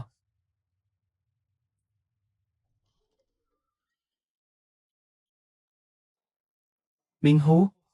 តើនាងមិនបានបែកគ្នាជាមួយលោកខេងៀនទេហេតុអ្វីបានជានាងនៅទីនេះអ្នកណាដឹងប្រហែលជានាងមិនចង់ទេនាងចង់រំខានយើងអ្នកណាថានាងមិនធ្វើនេះជាទំនាក់ទំនងរបស់ខេងៀនហេតុអ្វីត្រូវរំខាននាងបានមកសុំឲ្យមានបញ្ហាបើខ្ញុំដឹងខ្ញុំមិនឲ្យនាងមកទេកុំប្រកាន់គេអីតើអ្នកមិនបាននិយាយអ្វីដែលពួកគេនិយាយទេវាមិនអីទេវាគ្រាន់តែជាពាក្យចាមអារាមមួយចំនួនប៉ុណ្ណោះកុំបារម្ភអីភារកិច្ចចម្បងថ្ងៃនេះគឺគាត់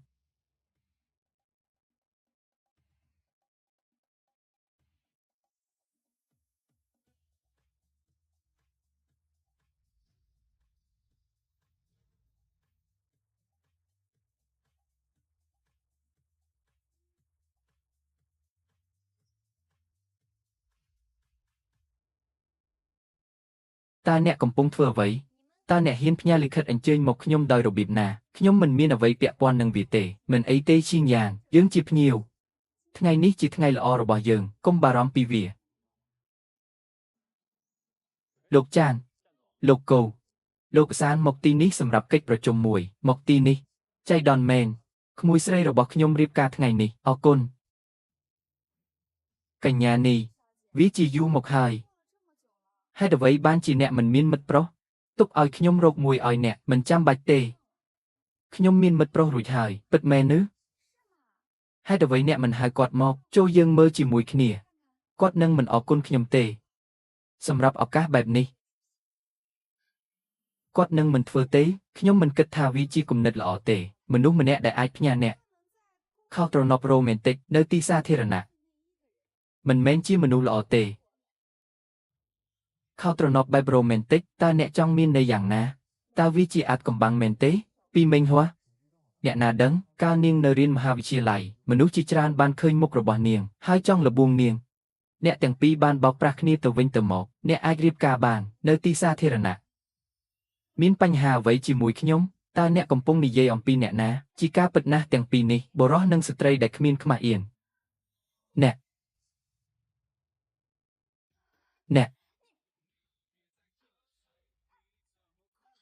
ទឹកឃ្មុំ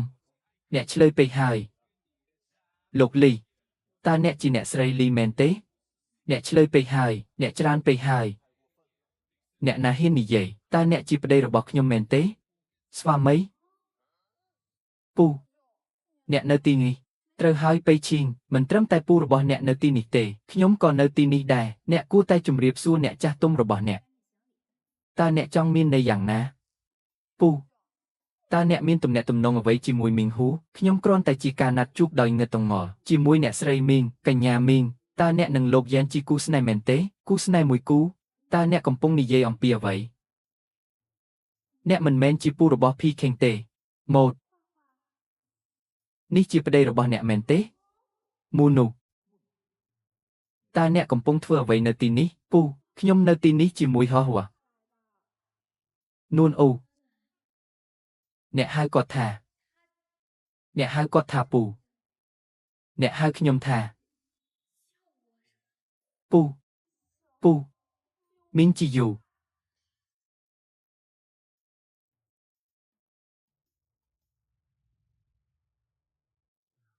រិះម្នាក់នេះតាមពិតទៅលោកយ៉ែនមកពីក្រុមសិល្បៈក្បាច់គុននៅភេងសេវតាមពិតគាត់គឺជាស្វាមីរបស់មីងហួអ្វី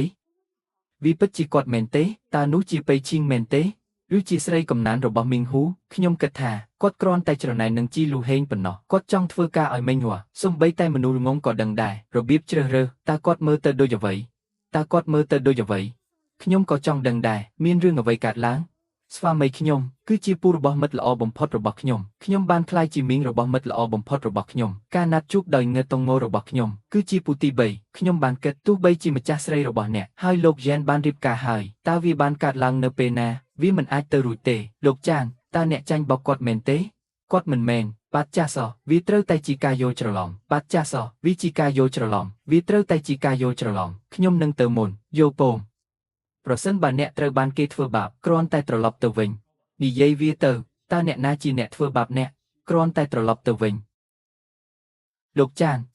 គុំឲ្យគាត់ធ្វើបាបអីអ្នកណាសុំឲ្យអ្នកនិយាយដូច្នេះបេឈីងបិទមាត់ទៅវាជាកំហុសរបស់អ្នកឥឡូវនេះសុំទោសកញ្ញាមីងជាបន្ទាន់ពូសុំទោសកញ្ញាមីងសូមអភ័យទោសខ្ញុំមិនគួរបង្កាច់បង្ខូចអ្នកទេហេតុអ្វីបានជាអ្នកសម្លឹងមកខ្ញុំនាងបានសុំទោសអ្នកតើអ្នកមានអាកប្បកិរិយាបែបណាតើអ្នកចង់អភ័យទោសឲ្យនាងទេឬប្រគល់នាងមកវិញតើលោកយ៉ែនអាចធ្វើដូចម្តេចបានមានប្រពន្ធហើយឬនៅតើគាត់កំពុងស្ងប់ចិត្តហើយឬនៅហើយខឹងជាងចាប់តាំងពីអ្នកបានសុំទោសមកខ្ញុំនឹងអត់ទោសឲ្យអ្នកតោះទៅមីងហ៊ូគឺជាប្រពន្ធរបស់ខ្ញុំបើអ្នកហ៊ានប៉ះនាងម្ដងទៀតខ្ញុំនឹងមិនអត់ទោសឲ្យអ្នកទេ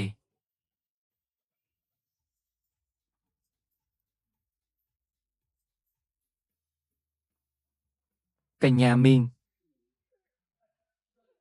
ខ្ញុំនៅទីនេះអ្នកសូមអរគុណលោកយ៉ែនរងចាំខ្ញុំ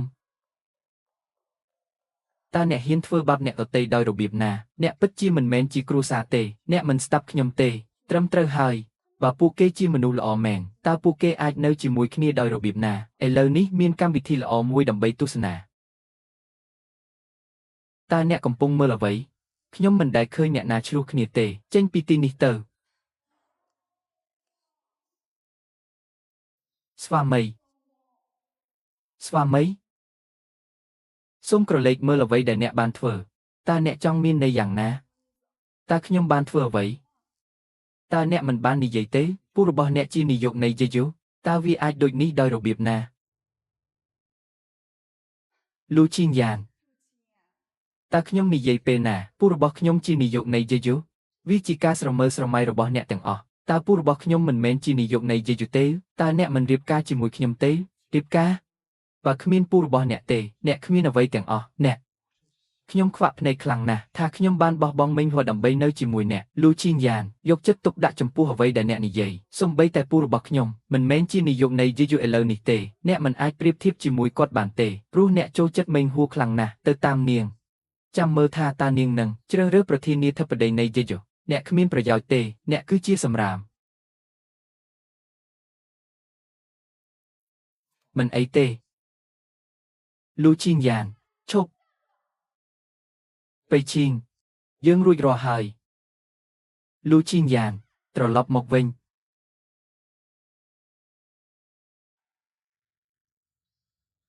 មានអ្វីកើតឡើងថ្មីនេះតើអ្នកចង់ក្លាយជាមីងរបស់អ្នកណាមីងអ្វីអ្នកបានស្ដាប់ខុសមីងហ៊ូ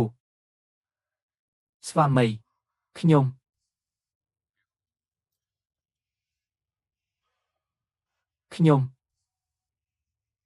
មិនខ្វល់ទេអ្នកមិនមានអ្វីត្រូវពន្យល់ទេអ្នកស្ដាប់ខ្ញុំតាមពិតទៅវាមិនដូច្នោះទេខ្ញុំលោកប្រធានាធិបតីចាងលោកស្រីយើងនៅទីនេះស្វាមីខ្ញុំគិតថាយើងទាំងពីរត្រូវស្ងប់ចិត្តខ្ញុំទៅមុន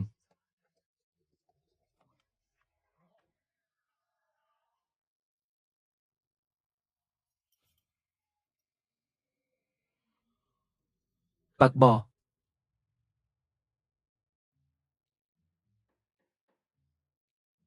បាក់ទ្វាហេតុអ្វីអ្នកមិនទៅអ្នកបានដេកនៅក្នុងផ្ទះអស់រយៈពេល1 ខែហើយតើអ្នកដឹងអ្វីខ្លះតើខ្ញុំដឹងអ្វីខ្លះអ្នកបានបាត់បង់ប្រទេសទាំងមូលអ្នកតើអ្នកកំពុងធ្វើអ្វីបាក់ទ្វាបាត់ចាស់សោះខ្ញុំនឹងមិនទៅទេ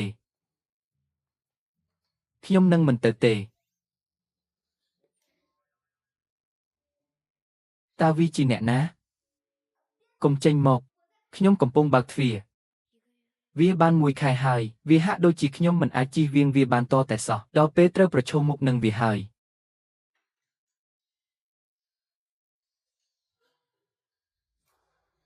តើអ្នកកំពុងធ្វើអ្វីតើខ្ញុំមិនគួរសួរអ្នកនៅសំណួរនេះទេ លោកប្រធានាធិបតីចាងសូមអភ័យទោសវាគ្រប់គ្រាន់ហើយក្នុងការនិយាយថាសូមទោសបន្ទាប់មកតើអ្នកចង់ធ្វើអ្វីមីងហ៊ូខ្ញុំស្អប់វានៅពេលដែលមនុស្សកុហកខ្ញុំរឿងបែបនេះបានកើតឡើងអ្នកគិតថាខ្ញុំគួរតែខូខើចំពោះអ្នកយោពងខ្ញុំដឹងឡើងទៅជាន់លើខ្ញុំនឹងត្រឡប់មកវិញភ្លាម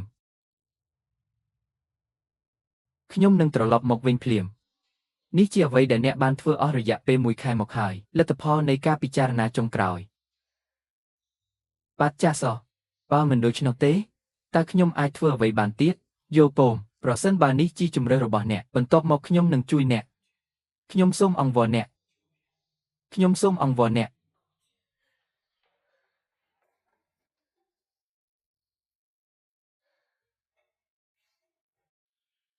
គាត់កំពុងរងចាំខ្ញុំពេលខ្ញុំរៀបការលើកនេះដល់វេនខ្ញុំរងចាំគាត់សូមអភ័យទោសចូលទៅ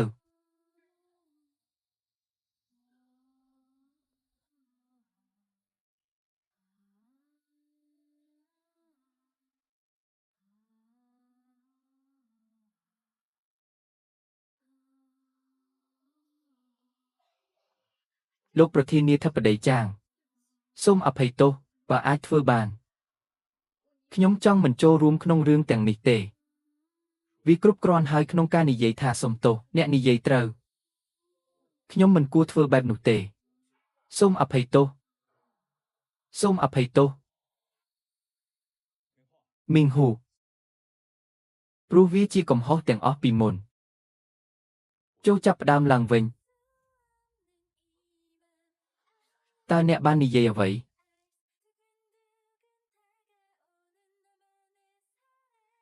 ខ្ញុំបាននិយាយថាចូលយើងចាប់ផ្ដើមឡើងវិញតើអ្នកចង់ទេ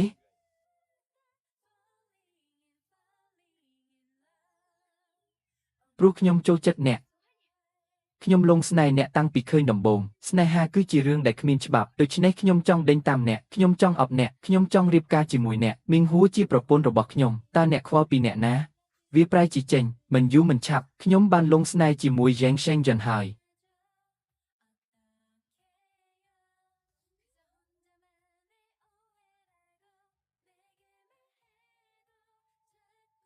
អូមែនហើយ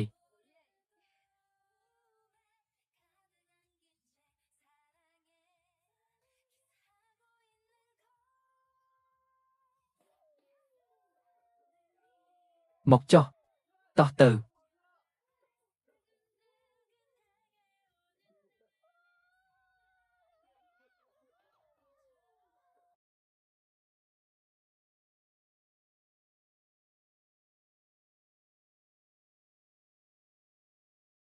អ្វីប៉ុន្មានដងប៉ុន្មានតើអ្នកកំពុងធ្វើអ្វី